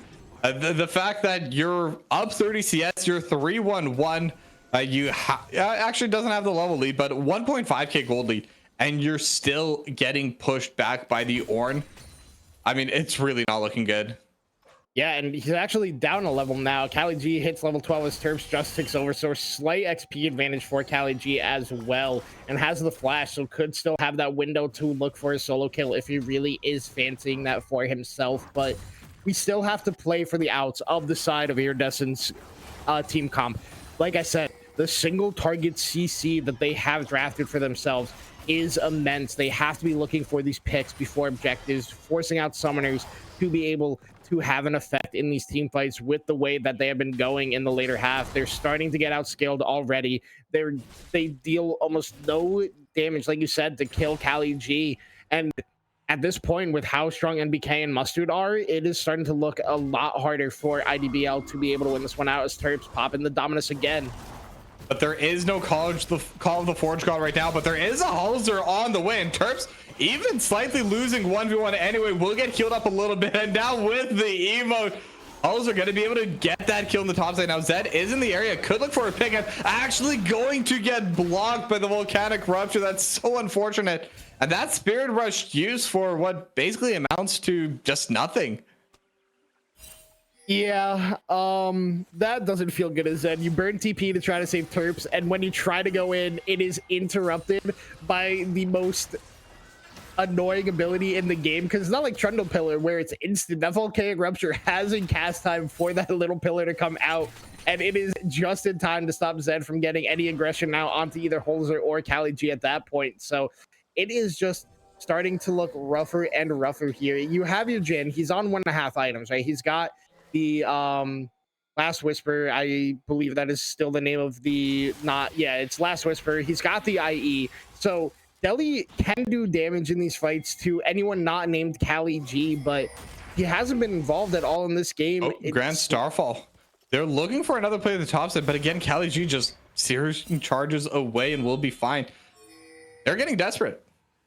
Yeah, it is, like you said, it is desperation starting to come out here on the side of Iridescent, as now Deli is the one who might be in trouble. We see Gremlin here, Holzer there as well in the bot side. They're looking for this turret, as Steve actually aggro's the Otacon, so because they know Holzer's bot side, they're going to try to start this one up, but Kali G can buy so much time, as well as NBK, so it could come down because ports are already being recalled. It is a Hextech Rift, not a Ocean Rift, so the Hex Gates are available to the side of Dorado Gaming Iota if they do want to contest this one, but Holzer actually got stopped. But they get the charm, and they found NBK. This is the 21, but the shutdown unfortunately goes the way of Rudy, and now Kali G has already taken out 2 and will flash away. So again, it's a 1v4 or a 2v4, 2-for-2 play coming out of Dorado. And now they're going to be able to get the Rift Herald in the mid lane. And now they themselves should be able to take this Otacon. Kali G with a 4-man Ornn Horde into a 4-man Searing Charge knockup. Basically solo wins that team fight because NBK got bursted down so quickly by the side of Iridescent Dawn Blastcone. Kali G might have been put behind early, but Ornn is Thanos. He is inevitable, and we just saw what Ornn does in that 2v4 fight right there, as Dorado now has control over the Otacon area. They took the mid lane turret for themselves, got a charge onto the tier 2, got bot lane turret as well. So they are looking better and better in this game number 2 after a rough early game, starting to pull away from the side of Iridescent. Yeah, and I do want to make a small correction. It was actually 2-for-1 in favor of Dorado. And on top of that, and this is a big point, the shutdown went to Rudy. Of all people to get the last hit onto NBK, that is definitely the worst one to have it on. It's going to lower their DPS. They're already falling behind. They're down 1.5K now overall as a team. And the fact that when they finally get a play going their way, it goes on to the supporters. Now a dive could be going on to NBK, kind of a dive, as they're able to just kill the turret. But Spiraling Despair has already been used. The fear as well. NBK just buying a lot of space, but will get jumped upon right now. And NBK getting DPS. Gremlin is here. Could try looking for the peel. And they will be able to. NBK is going to be able to survive. And now they're going to be turning it back on to Rudy. Halter is in the front line, still looking for more. Crescent Guard going to be able to help, and the first kill going to be going over to Mustard, and NBK also going to be able to take down Terps, and another 2-for-0 for Dorado. Zed's trying to push it through the mid lane, but Cali G just gonna come and stop the wave, and everything's going up Dorado. Yeah, NBK with 2 huge fears in that play. Also, the Summoner Spellbook TP out of Gremlin coming in clutch, and now Zed is in trouble.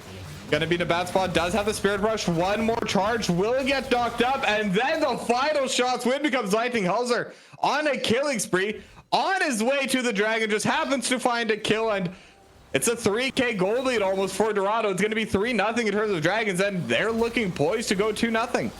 Yeah, it is going to be hard here for the side of Iridescent. They tried to make the play onto NBK. Like I said, he got 2 huge fears to buy time. Gremlin TP's up, and the rest of the reinforcements show up, and Mustard and Holmes are able to pick up the play in the top side and then transition into a kill in the mid lane onto Zed, which probably wasn't even intentional, but Cali G's like, hey, we have the chance to do this while you're just driving by to pick up Dragon number 3 and put us on soul point.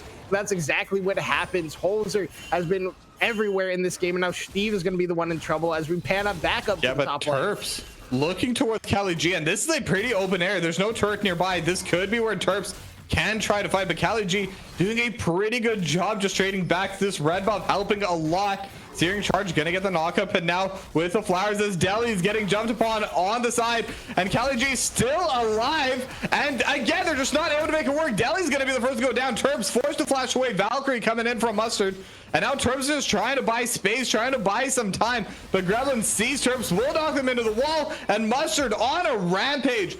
Nothing is working for Iridescent. Dorado's just everywhere and nowhere at the same time, and they're gonna get the Otacon from it at this while they're in the area once again. Yeah, I don't know what happened to Deli in the mid lane, because we were watching the tank versus Renekton fight in the top side, and then out of nowhere, Deli has 2 HP, run into Terps with 3 other members, and it just ends Terps' life as well, and just transitions so easily into an Otacon for the side of Dorado Gaming. No turret has been picked up except for that top lane tier 1 for the side of Iridescent. They're trying to push this bot lane one as well, but Cali G is on his way down here to defend this one, and I don't even think they have the damage to kill him. Yeah, I mean, Cali G going to flash away. I don't even know if Cali G needed to flash that, to be honest. I think that if Cali G just stood there buying time, it wouldn't even be worth it for Iridescent Dawn to just try and kill him. They would be able to eventually, but the time investment's just not worth it. And now they're going to be pushing out on the top side. Spiraling Despair going to go a little bit wide, but they should still be able to finish off the dragon, or the turret. But Terps starting to deal a lot of damage. Grand Starfall as well. Huzzer's in the air, but will get knocked away by the Keeper's Verdict. Zed, however, will be able to get that kill. Has one more charge for the Spirit Rush. Flash not going to be able to find NBK, but now Gremlin Island will get stunned up by Terps. Crash down coming in from Rudy, so Gremlin should definitely be going down here. And Steve is in the area. One more knockup will be able to get that kill. In the meanwhile, the turret in the mid lane is going down. NBK going to be able to fear out Zed. So NBK once again able to survive certain death. And they're actually going to be able to get 2 turrets here in the mid lane. So Mustard and Cali G, they do lose 2 members, but they get themselves 2 turrets. Yeah, and I feel like even at that point, Cali G and Mustard could have just turned it onto Rudy, Terps, and even Deli at that point, with how much damage that Mustard will be able to pump out with that upgraded Trinity Force. Also has the fully completed Muramana and upgraded boots as well. I mean, if you look at the side of Dorado Gaming, I see 1, 2, 3, 4 plated steel caps, because Ari is the only person who's going to be doing any AP damage in this game. The only person without him is NBK with those cooldown boots, and it makes perfect sense the way they decided to build up these this game, and it is just going to be difficult for the Herbs or Deli to, and even Eve to get through any member of the side of Dorado at this point. It really is reliant on Zed, and he really hasn't been playing the best this game, even with the $150 skin upgrade. Yeah, and there's been a lot of close moments for Zed, and I think that's one thing I do want to bring up. There have been so many plays that almost were good for the Sari, but just the charm slightly going off to the side, or the damage just slightly not being there. But League of Legends is a game of inches. If you're not able to get those little things going your way, it will turn into a very real deficit, and we're starting to see that right now. I've been looking over at the gold. Cali G actually ahead of Terps now, and everyone else is just even further ahead of their counterpart. The biggest difference definitely going to be down in the bot lane. Mustard 1.5k up over Deli. Now Halzer goes in. I don't think either of these teams want to start here quite yet, but good amount of poke back coming in from Zed. But even so, a combo from Zed only dealing about a fifth of Halzer's HP. That's a very terrifying prospect. Yeah, and Holzer kind of just doing whatever he wants again in this game in comparison to what he did in game number 1 on that Trundle. Kind of just running around doing whatever he wants in this one. Gets a free reset off after getting some nice chunk to help push up a vision line for the side of Dorado before this Dragon Soul does spawn. And once again, it is Hex Tech. This is the classic overlay bug with Riot Games, and it's not Ocean Soul. And Hex Tech on the side of Dorado Gaming is kind of insane this game. Yeah, they have so many tools to burn. Even the initial Call of the Forge God's gonna be so much more impactful with that. Then they also have the missile barrage coming out of Mustard. They have all of NVK's abilities pretty much just consistently able to get the slow in. It doesn't look like Iridescent Dawn are going to be contesting it either, and frankly I don't even think they can. So this is going to be Hex Tech Soul. They have the ornaments, they have the feats, they got the Otacon.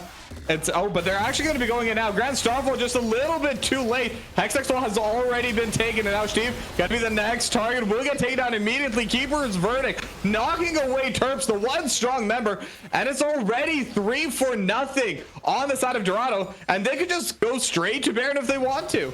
Yeah, and Cali G soloed Deli in the backside by himself. It did not matter. There was nothing this Jhin could do. This Jhin is kind of homeless in this game because he really did nothing in the early game. He got put so far behind in comparison to Mustard, and Mustard wasn't really super involved early either. It was all up around Holzer in that top lane, it kind of just playing defense for Cali G until eventually the side of Dorado out of nowhere just turned the game on the head around the Void Grubs, or it was Chris Herald, I believe, was actually where the game turned around for the side of Dorado.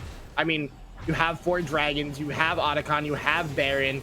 Yeah, you don't have the Void Grubs, but it doesn't really matter at this point because there seems almost nothing that Iridescent can do to come back into this game. Like I said earlier, they have to find one character. They have to find like NBK, Mustard, because I think those are the only people that they can effectively 100-0 at this point in the game with the CC combo that they have, but Terps is the one in trouble. Yeah, and Terps is alone, and too many members will be forced to flash away, but immediately gets followed up by the Audacious Shard, and one more snipe not going to be in range, but Halzer, when becomes Lightning, should be soon going to be able to get the charge as well, and one more out of the smites there as well, and Terps still staying alive for now, and just a couple more hits are needed. One final auto from Halzer will secure that kill, and now they can just, once again, it's been the theme of this game. Now that they're in the area, they may as well push it.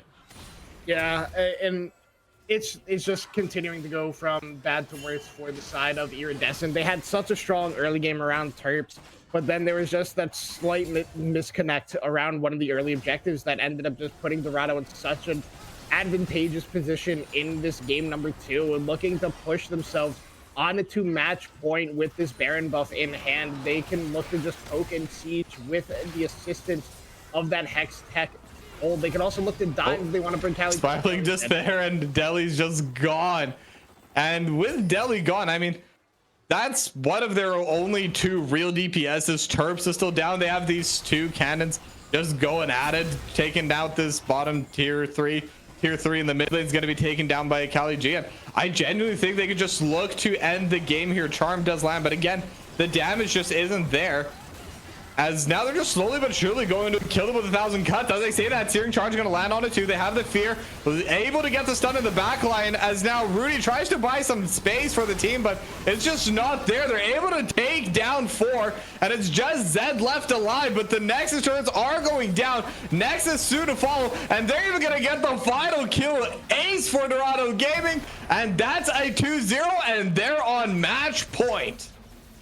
Yeah, really strong early game for the side of Iridescent, especially around Terps, getting those early dives off with Steve and getting those early kills. But Dorado just played a stronger team game and a stronger macro game, and then just were able to kind of steamroll the rest of the game. Like, it felt like, hey, we're gonna take Dragon, let's pick up a kill on the mid lane. In the meantime, hey, let's go push up into the, they're gonna fight us a Dragon, cool, we'll kill all of them, go take Baron, and then take resets. Hey, look, we kill Terps in the bot lane, and then we just end the game off. It just kind of felt like just a snowball out of Dorado Gaming on the passageway to every objective that they wanted to, and it just felt like Iridescent, after a certain point, the comp fell off of a cliff and they just were not able to come back. And I mean, that's the hard part when you do go these early game comps. Once you fall behind, you stay behind. That's exactly what happened to Iridescent Dawn, sorry. But with that, Dorado Gaming leading 2-0. They're gonna look to just have a clean sweep here going into game number 3. But for now, we're gonna go to a short break. And as soon as we get back, we're gonna be heading right into draft. So don't go anywhere. We'll be back soon.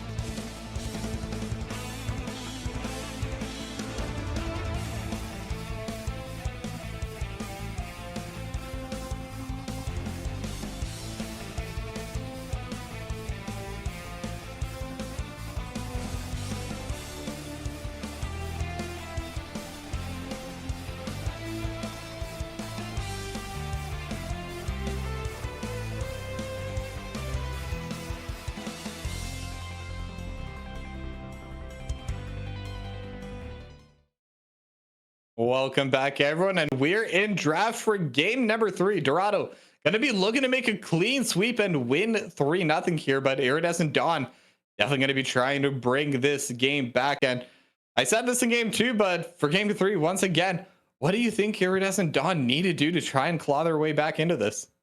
Craft damage and play for Delhi. Like it's playing for your AD carry is the easiest strategy in League of Legends. That's why we see it time and time and time and time and time again. It is the recipe for a reason. Do not deviate from it. Pick him a really strong champion in the meta right now. Pick him Varus, pick him Tristana, pick him even Zeri. These are like really strong AD carries that are still at the disposal, even though they banned Varus. But just play for your AD carry. And I think it'll be a lot easier for them to get this one. Dorado Gaming went with the same 3 bans. We see the same 3 bans out of Iridescent. And then an Ooh. Azir first pick with a Vigar counter pick, unless it is Vigar APC.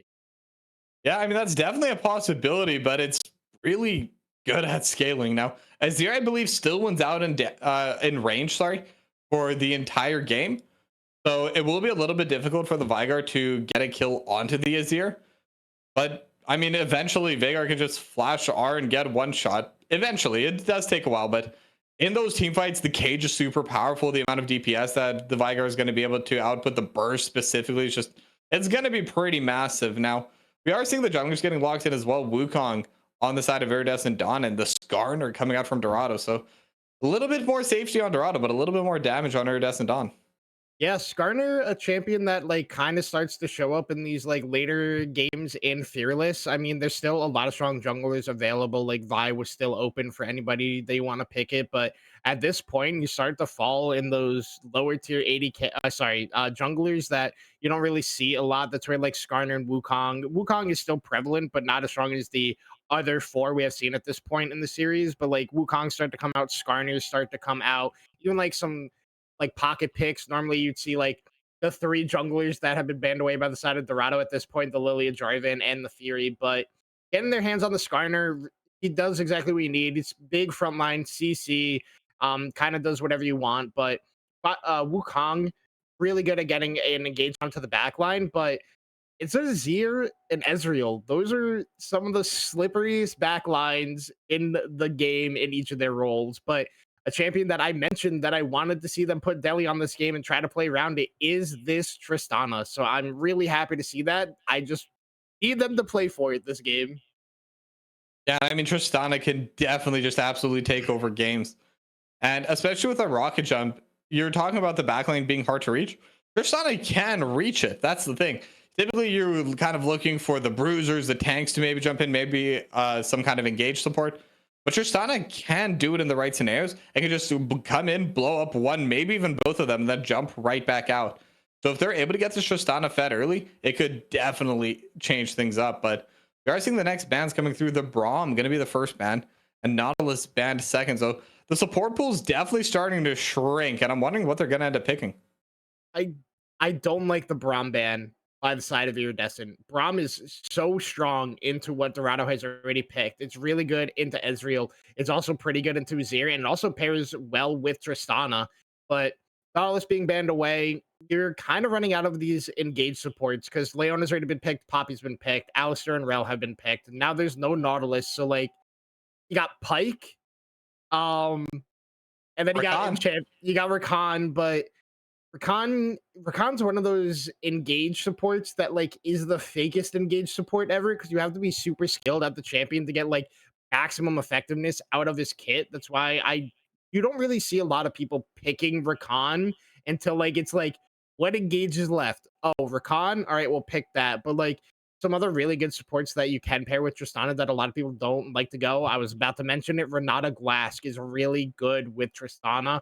Also, pretty good into what Dorado has picked so far. The hostile takeover can be effective in team fights to split it up, but also Tristana getting that attack speed steroid and possibly that false life with that W is also really good. Another support I was going to mention, I don't think anybody will ever pick it. Zillion with Tristana is kind of the funniest combo ever, but not surprised to see nobody picking that.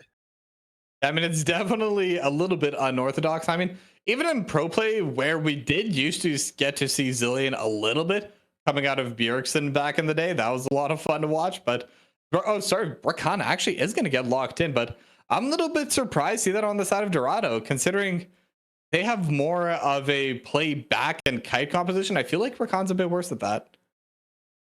Ezreal Rakan is like the safest bot lane duo in history because if you time it right, when Ezreal's arcane shifting backwards and you battle dance to him, you go all the way back to wherever he's positioned in the arcane shift. But like they have so much escape tools that it can be really hard to like actually get any permanent ganks on them. And I kind of like that pairing into specifically the Tristana who wants to be like hyper aggressive in lane all the time. So I do like the Rakan pick here. It also gives you another form of engage that isn't just the Skarner running at people and hoping that he hits a multi-man impale.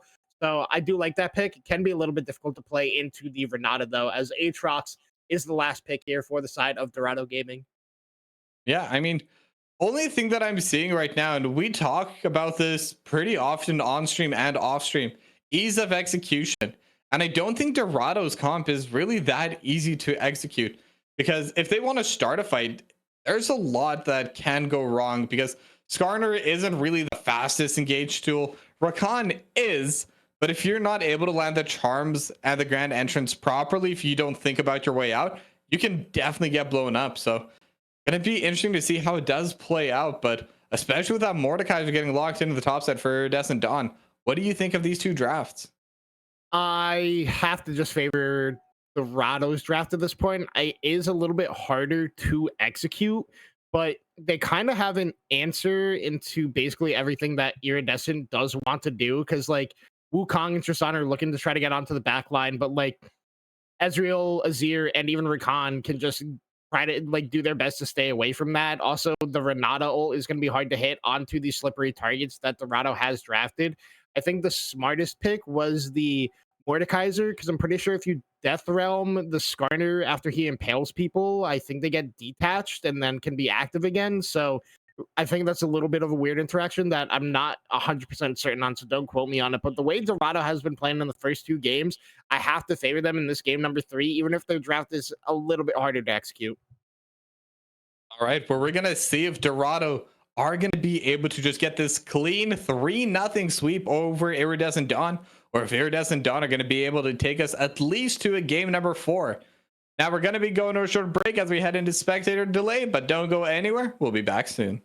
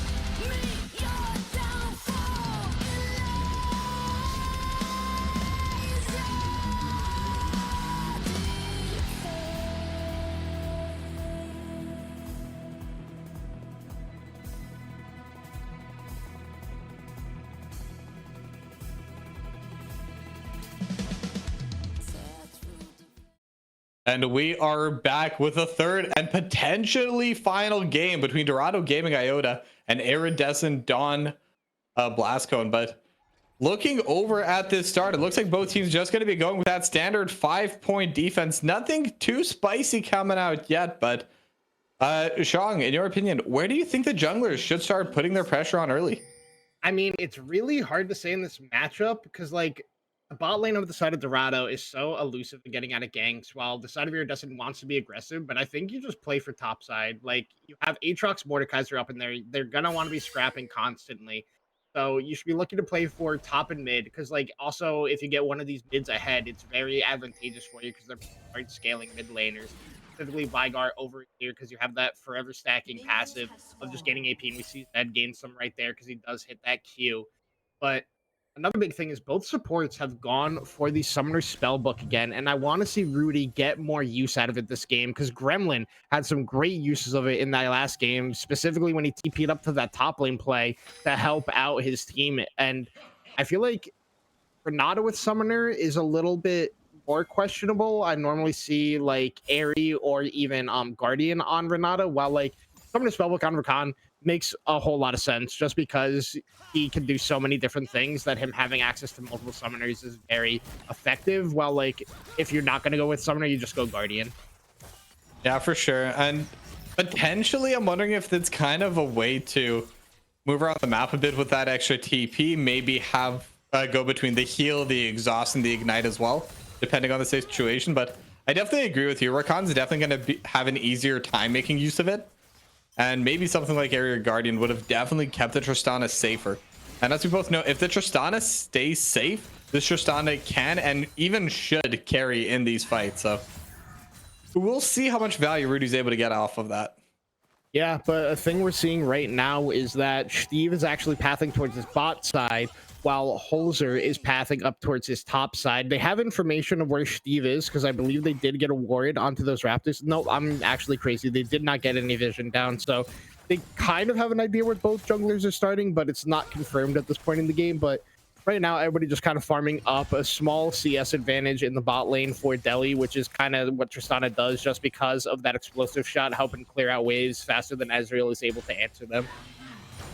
And there's a little bit of a CS gap opening up in the top side as well, and in the jungle, which again, Wukong's probably just going to have the faster clear. It is more of a damage oriented jungler compared to the Skarner, but it's really going to come down to who's going to be able to make this first play. But I think when neither side's really making a play, it might favor Iridescent Dawn just slightly more, just because I do think that Tristana is going to be able to scale better than the Ezreal. But top lane scales about evenly, mid lane scales about evenly. Like, this should be a pretty even match in terms of timers. Yeah, but we also know that like Ezreal is, how effective is he based on how many of these skill shots that you are hitting, because if you're not hitting them, he kind of just doesn't do a whole lot. So it really comes down to must skill shot accuracy, and as I say, we see him hit Delhi with a Q right there. But Kali and Terp straight up in the top side, and Holzer's here for a gank as well. Yeah, Flash gonna be burned and almost able to get the Ishtal's impact. Luckily turns around, because with that Death's Grasp, that would probably be a Flash forced out of Hulzer. Terps can deal quite a bit of damage, especially if they pull Hulzer underneath the turret. But Kali G's still able to put down a lot of pressure and should be able to get a pretty clean reset after shoving this wave in. Yeah, and I mean, first gank not affected there by Holzer, but that's because Kali G forced Terps to burn that flash before Holzer even got there. And Terps had a nice ward to know that Holzer is coming, so that he did have to flash away from that play. And now we see Holzer taking his first recall as Steve is back on the map, already going through his second rotation of camp spawns, but never mind, both Ishtal's impact looking for Terps, not going to be able to stun into the wall, but there's so much space right now. But Terps trying to pull them back, but will get stunned up. That's going to be first blood going over to Kali G. And we said top lane's gonna be the volatile area, but Dorado, they're the first ones to make a move. Yeah, and I like that pathing there out of Holzer. It's very easy for you to gank as Skarner early, because you have the CC abilities. Well, Wukong kind of needs to farm till 6 to be super effective with the ganks, to have that Cyclone to his advantage. So that's the difference you see in these junglers. You have just a gank-oriented jungler in the Skarner with a farming one of the Wukong. So Holzer able to make it work early, able to get that first or second gank to be the effective one, to be able to get first blood, and especially on the Aatrox, who can take over this matchup and can even take over this game, going to be very beneficial to the side of Dorado Gaming Iota, as now Ezreal and Rakan are probably going to take their recalls here and then look to start to set up around this dragon, with Holzer being on the map and could potentially just clear up towards top and then make a play in mid and go back towards that dragon in the bottom lane. Yeah, and this dragon, I mean, that's what both these two games have really been about. Dorado's been able to get soul both times, and with that, that's kind of been the big turning point where Iridescent and Dawn just haven't been able to have any kind of counterplay at all. So if Dorado's able to maintain control of these dragons again, they're definitely going to be in a really solid spot. As we do see the recalls coming out of both the bot laners, BF Sword are going to be purchased up by Delhi, as we do see the tier and the Phage actually coming out of Mustard. Focusing on that item instead of the Sheen may be a little bit interesting, but if you're throwing down a lot of autos, it does make a lot of sense. Yeah, it's definitely interesting. You normally see the Sheen Holzer coming in for a gang into the top side. World Ender is going to be there as well. But right now, the Death Realm has already been popped. Terps just trying to buy some space, trying to get as close to the turret as possible, but might not be close enough. Kali-G going to be able to dodge away that Death Grasp, the shield, buying a lot of space, and Terps not going to be going down, but will still definitely be forced out of lane there. Very well played by Terps.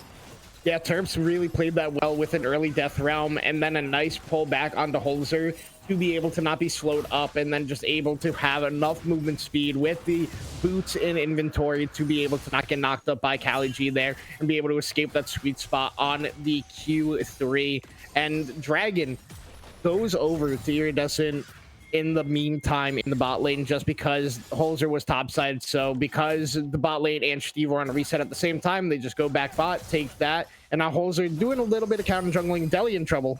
Yeah, Delhi taking a decent amount of damage, trying to position forward to just poke down Mustard a little bit, but will lose half of their HP for it.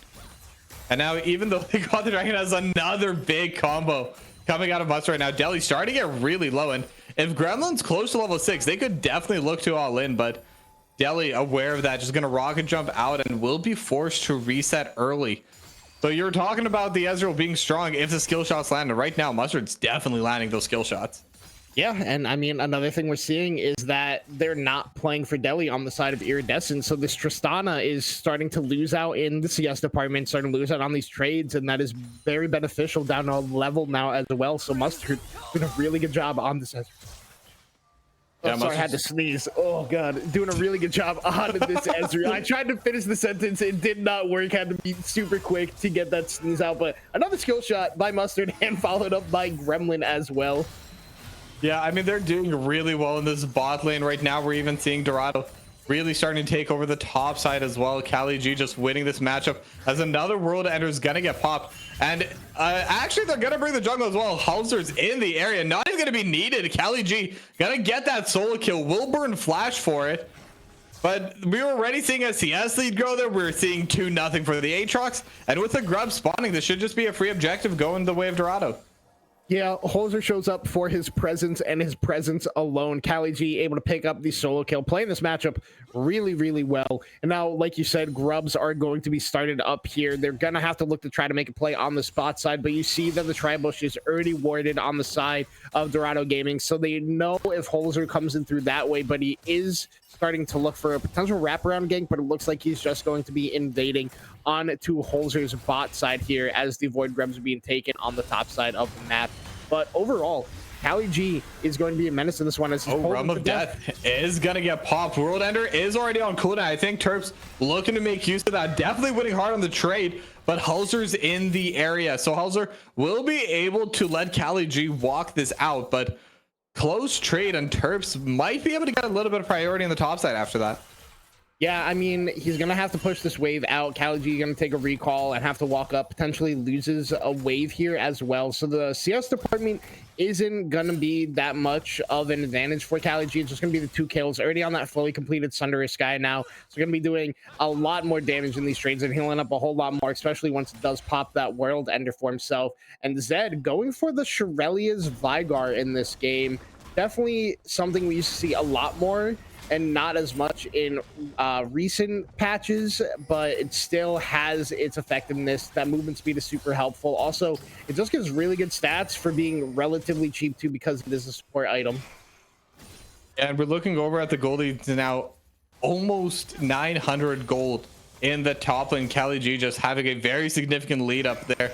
Junglers is a little bit behind. Hulzer definitely making a lot of plays to the top side as we see another impale going to land. Now the pullback isn't going to be there, so Terps should be able to walk this out and actually gonna try and pull them underneath the turret, but Kali G seems to be okay with that. Will take a lot of damage on the way out, but going back to the gold, 300 gold lead over in the mid lane for NBK as well, just slowly out CSing Zed. And in the bot lane, another 200 to 300. It's all small leads outside of the top lane, but they're all in favor of Dorado. Yeah, and Terps able to outplay another gank in the top lane. Doesn't have flash again, but Kali G also did pop World Enders, so not going to have kill threat until that is off of cooldown. But the big thing is this dragon number 2 is spawning up in 45 seconds, and we already saw pings come out of it for the side of Iridescent going, we got a dragon stack in this game. We can't be giving them over for free like we did in the first 2 games in this series. So going to be a potential team fight breakout in the next 30 seconds around this dragon number 2. But I mean, if Kali G is there, which is going to be difficult because he doesn't have TP, he's going to favor Dorado. But we see Terps taking a recall and cancels it. He could look to rotate down for this dragon play to be able to help Iridescent start stacking these up more in their favor and be willing to give up some stuff onto the top side. And that's kind of the reverse point of the previous game, as Mustard actually taking a decent amount of damage, will be getting jumped upon. Rocket Jump is going to be there, and now the hostile takeover going to be able to find Gremlin and Mustard. Deli still autoing back and forth. The bailout has already procced, so not going to have that available for this fight. Gremlin and Mustard definitely coming out a little bit on top, but they were forced to use Flash and Barrier on Mustard, so no Summoner is going to be available for the Ezreal. Dragon is now up. And it does seem like the numbers in the HP bars definitely favoring the side of Dorado once again. Yeah, but now the quickness is not going to be available for this team fight. Either is that True Shock Raj just to get a little bit more chip damage involved in it. But it just seems like it's going to be in favor of Dorado, as you see Steve is going back up towards his red buff right now. So just being able to give this one over, because Deli does need the reset because of how much damage he did take in that one. Mustard missing a few skill shots in that exchange. Maybe if he did hit those, they would have been able to pick up the kill onto Deli. But overall, you got the pressure play that you were looking for. You force the recall. You pick up dragon number 2 for yourself to stop the early dragon stacking out of the side of Iridescent and start to try to get that back into your favor, like we have seen Dorado doing all throughout this series.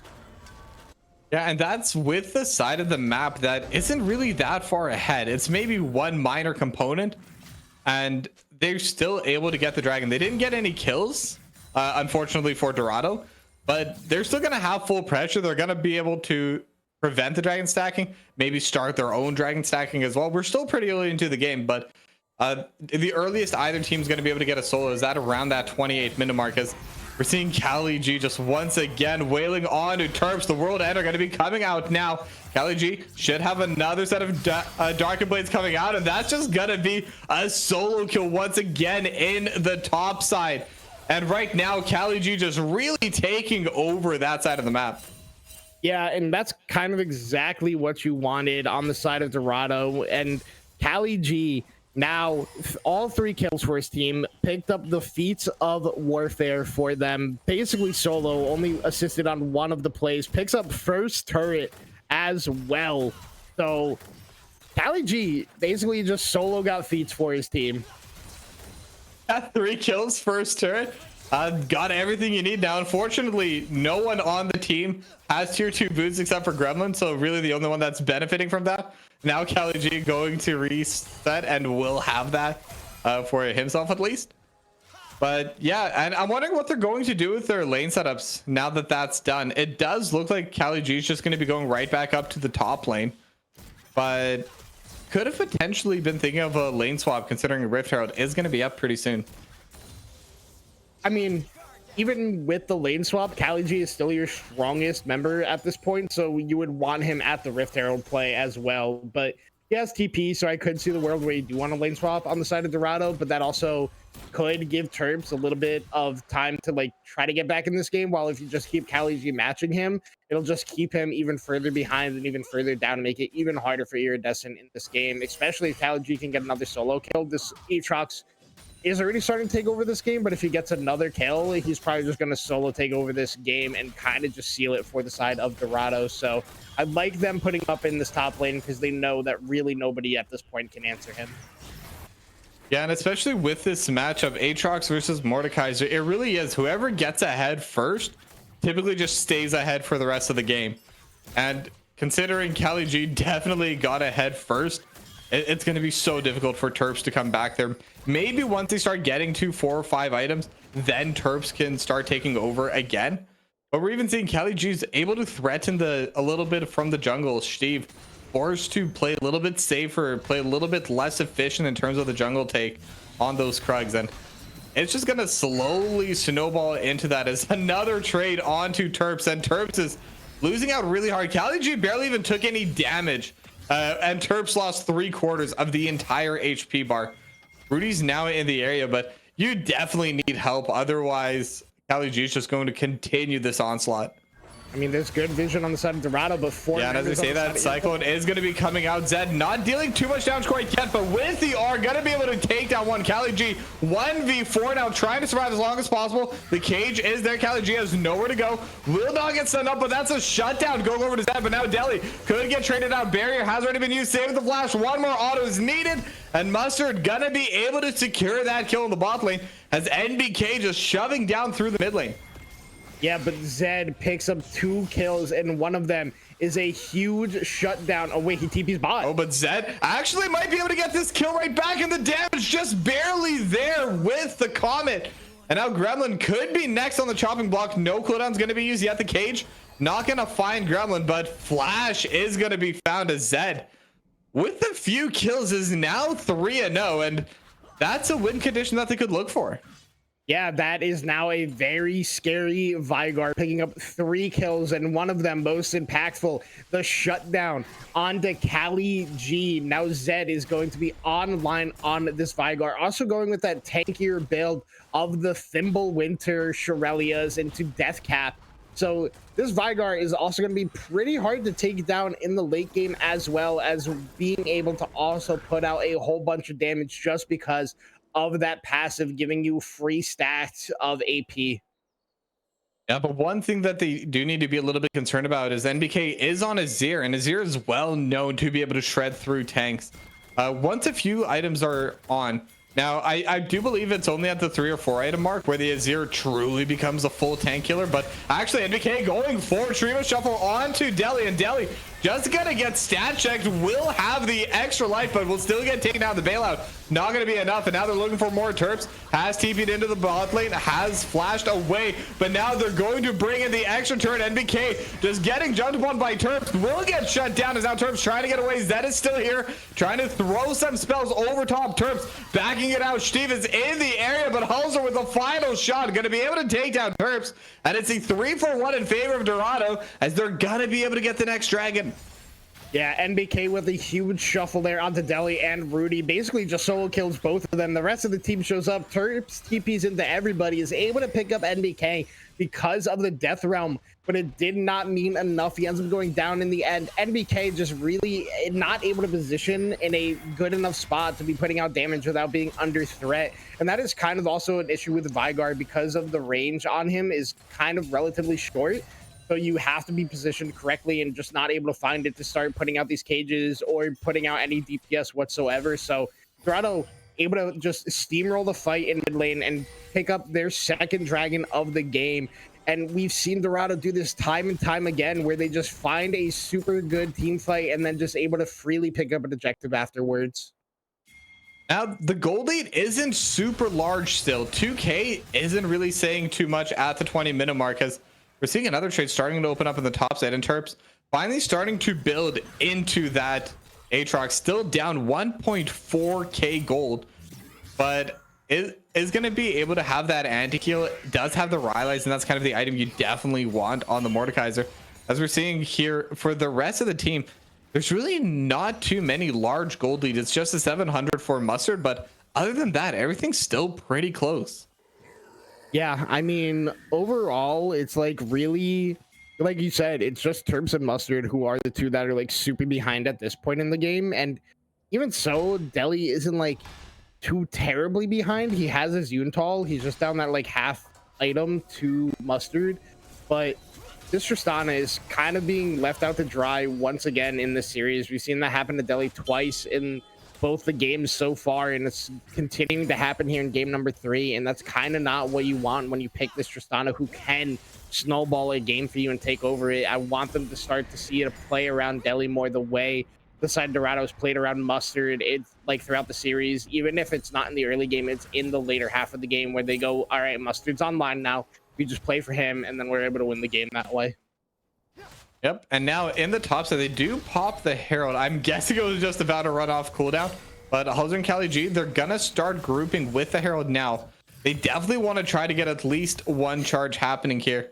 Gremlin is off to the side as well. A dive would definitely be pretty risky into Terps and Steve, considering both are decently tanky members on the side of IDBL.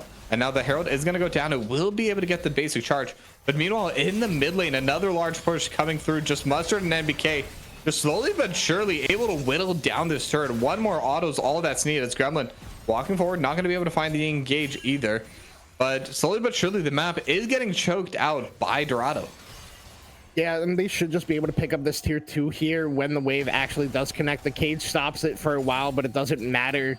I mean, Dorado is having a very strong macro showing once again and trying to prove that the regular season was just a fluke. They are the stronger team, and a team that maybe a lot of people have been sleeping on and not expecting them to have a showing like this in the playoffs. Otacon has spawned in the top side of the map to no one's surprise in this game number 3, but I want to see Dorado do what they have done in the past few games where they just look for play beforehand without innately starting up the Otacon. But Iridescent is gonna have to find a play on somebody somewhere to start to get a foothold back into this game. Like Cali G playing very smart, taking a recall, not going way too far forward to pick up a wave, and it's also just really hard to get on top of either NBK or Mustard or even Gremlin to find that pick. It has to be on Cali G, but he's just playing so respectful.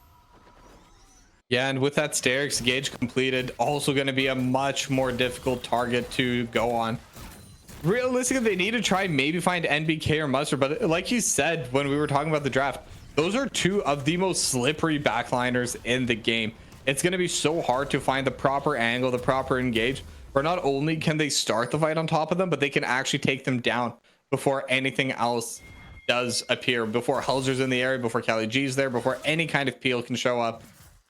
But again, the game slowed down a little bit. Next Dragon is going to be spawning up in a minute, and I'm assuming that's where the next fight's going to be. But Otacon's also available on the top side, and right now it looks like Iridescent Dawn, they're kind of focusing all their vision on that side, but they've completely lost control of the bot lane. I wouldn't be shocked if Iridescent was willing to give up this dragon to take the Otacon at the same time that the dragon is going down for the side of Dorado.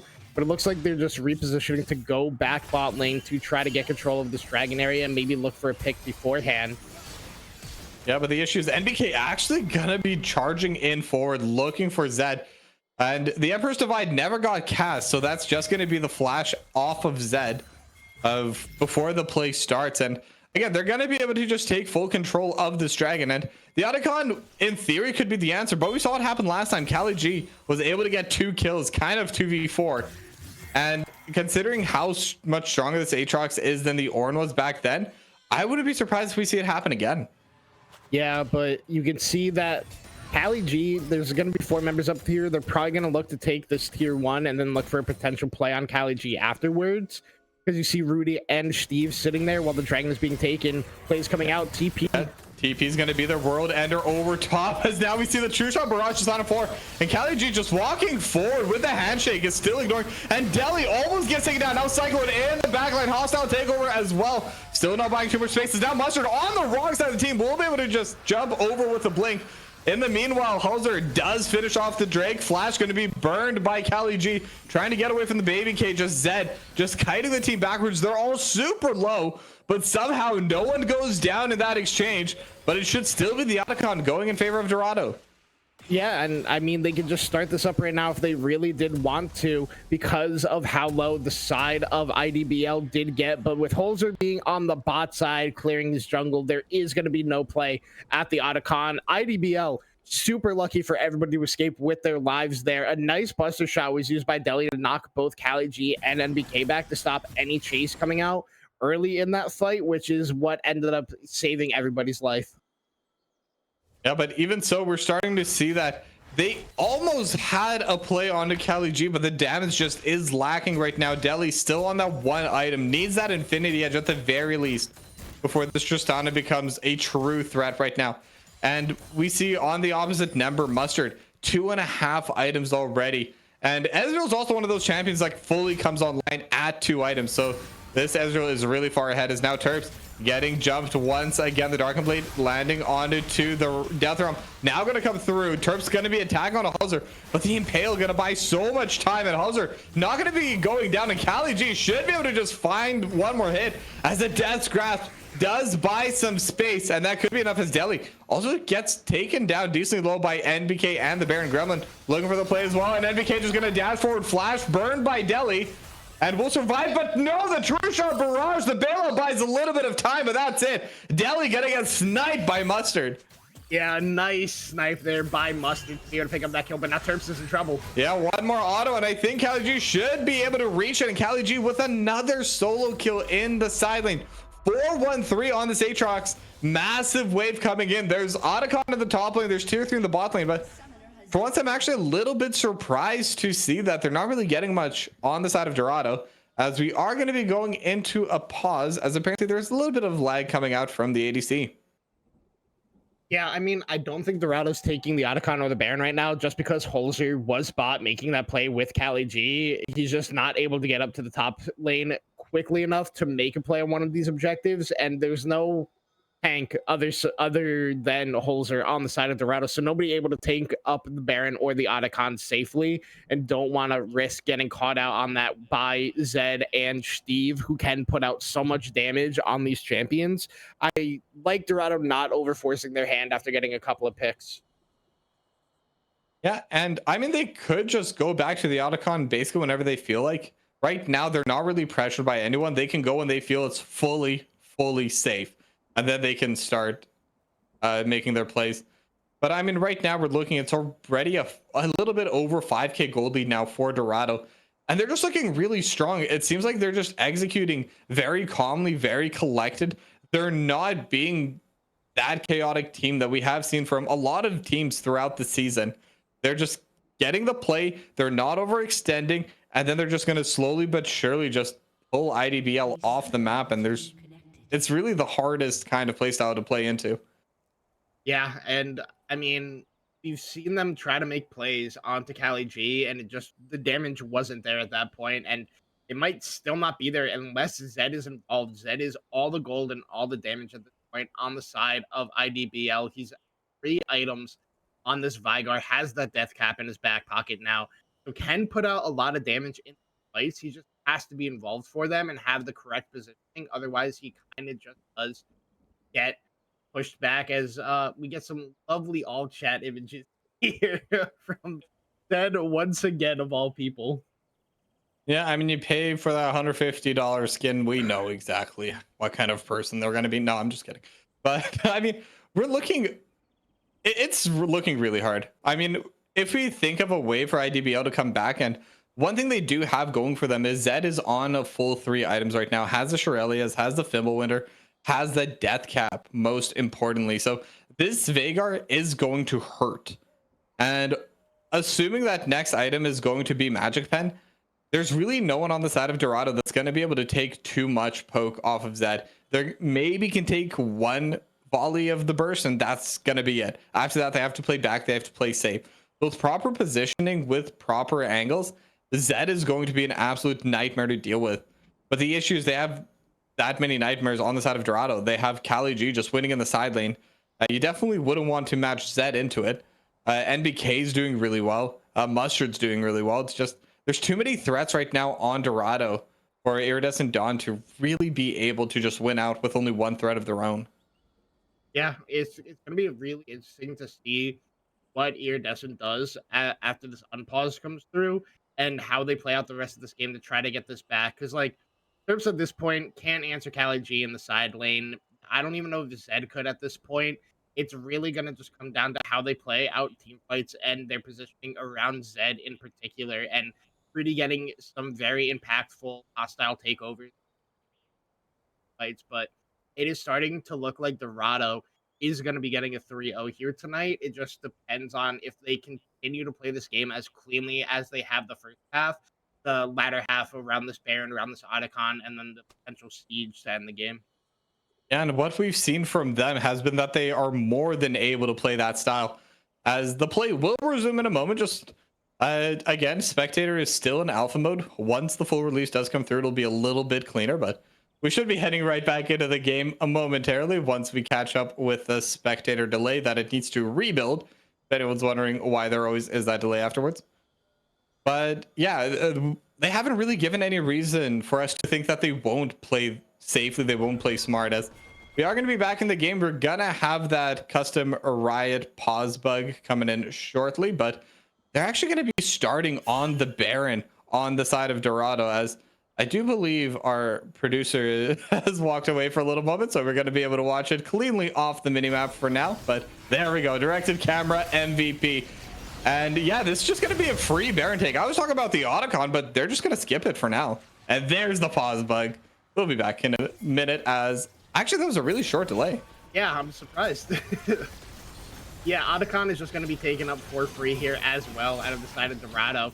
And they're probably just going to take recalls and then just look to end the game from this point. They're in a very strong position. They just have to be very careful around the Cali G and MDK not having flash at this point.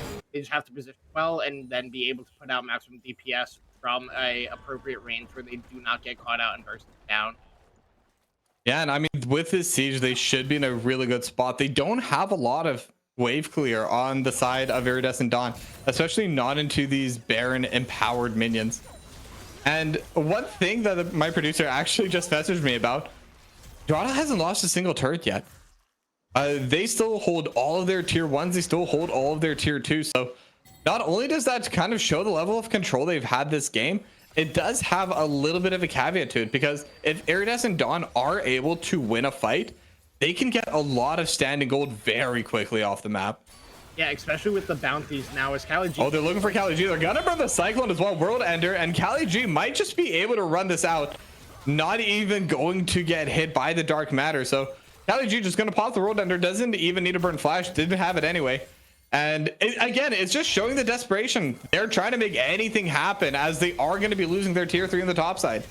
Yeah, and now with no Cyclone, the engage potential isn't as strong for IDBL anymore. Steve might just die. Yeah, Steve taking so much damage right now. Now Grand Entrance in the backline is Zed looking for Mustard, the flanking Vigar, dealing a lot of damage now. The Realm of Death is going to be there. It's just going to be Cali G versus Terps. Neither side can really help out, as that does land a pretty nice cage. Not going to be able to find too much else afterwards. And now again, the siege is going to continue. Zed again going to be able to get a little bit of poke on a Halser, but this Skarner is so tanky that even this max AP Vigar just not really able to get too much done with it. Now the Dark Matter again going to land. The Primordial Burst not is on cooldown, so not going to be able to follow up with that either. And it's just going to be the tier 3 gone, the inhib gone. And again, they're not going to overstay. They're just going to back out and maybe look towards Soul. Yeah, even without the Wukong Cyclone there, it was almost a good play for IDBL, but they're at just the point where if Zed isn't putting out the DPS, there is no damage on the side of their team comp, so they were not just able to pick up those low HP bars that remained on like NDK and Mustard and Gremlin, and now getting another pause. I'm not sure what this is for, but now the side of Dorado Gaming, with their resets after taking 2 turrets and the inhibitor, getting so much more items and gold into their back pocket, are going to look to just claim this Mountain Soul. And that is going to be even harder for the side of IDBL to do anything about. Even with Zed having that Blading Jewel now, it's still going to be a difficult task for them to break through Holzer, and even now going to be just the rest of the side of Dorado Gaming, Iota, if they do pick up this Mountain Soul with that bonus resistance that they do get from that, and the shield as well. Yeah, I mean, the Mountain Soul is probably the single best soul they could have asked for this game. I mean, Hextech's always nice. Same with Infernal, just able to deal the poke to the backline. But I don't think Dorado really care about that. They have a lot of sustained damage. It would be nice to have a little bit more, but having that anti-burst safety, knowing that if Steve finds the perfect cyclone angle, they might still be able to survive it, even if all 5 get knocked up in it somehow. I mean, that's a really scary prospect. IDBL, I think they have to fight this. They've given up the last 2 souls, and I know they have been behind for both of them, but I think at this point, Dorado's shown they're not going to make that mistake. You cannot rely on them to make a mistake. So the only thing you can really do is just look for that Hail Mary. Maybe you can force a mistake out of them, but even with that, it's a very low percentage play, and I think they just have to try whatever they can. Yeah, and I mean, even trying to force them into like a bad play on the side of Dorado, the way they've been playing this entire series, it feels like almost an impossible task to have them make a mistake in this game, especially with the lead that they have and how they have been playing this game so far. Even if a desperation play does come out of Iridescent Dawn, I feel like Dorado Gaming is going to be a-okay and be able to outplay it and then just end the game from that point. And I'm 98% sure it is going to happen around the Soul Dragon because I don't think IDBL is going to want to give it up because you can already see them mid lane. Terps is already walking down. Zed is already walking up with the team to try to contest for this dragon to give them any solace back into this game, and they're probably willing to risk using this. I mean, and like I said, I don't really think they have a choice. They pretty much have to anyway, as the pause is going to be done. Again, we're still going to have that momentary blip in just a few moments. There it is. But the vision just isn't really there right now for our IDBL, and I think that's really what's going to be the difference maker, as I wouldn't be surprised to see a fight break out almost as soon as we're able to get right back into the action. I also don't like the side of IDBL going jungle. I feel like a pinch point against the comp that Dorado has, you want to come through the open river. You want to get that mid lane control and then walk through because NBK Mustard and even Gremlin in a choke point have so much value. Even Holzer and Cali G, the side of Dorado, thrives in choke points. So you want to come through that open space to make it harder for them to have an effective start of the fight. Yeah, and they're just trying to find the angle, but right now, Gremlin and Mustard and Cali G just keeping them off of the Dragon. Steve already at half HP. Emperor's Divine gonna keep Steve out.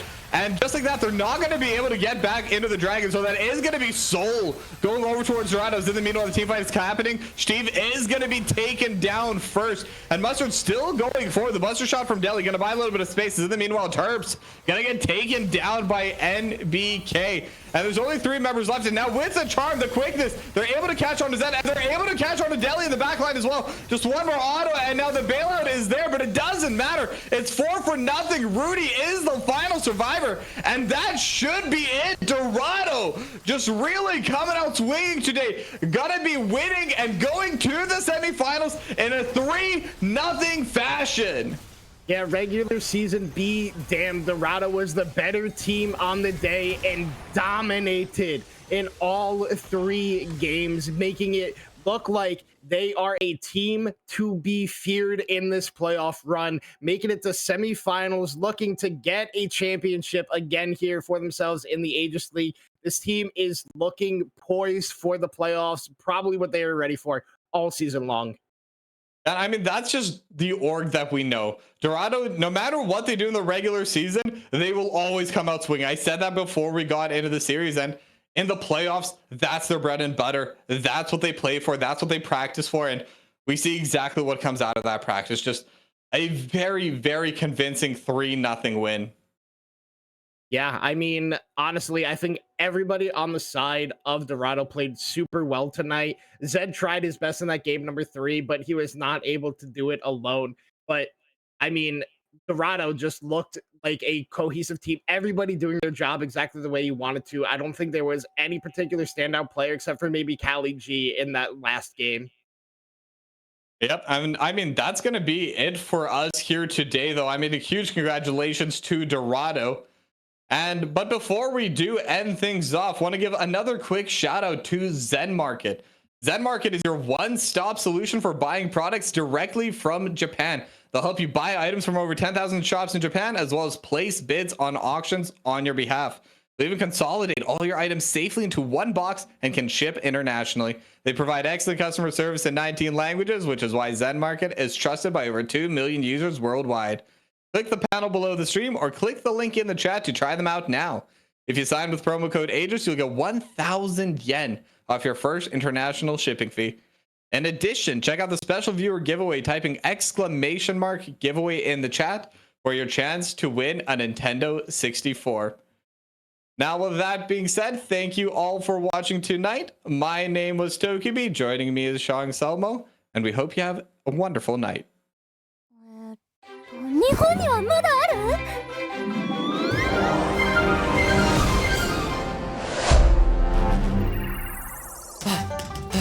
急がないと在庫があるのはそこだ。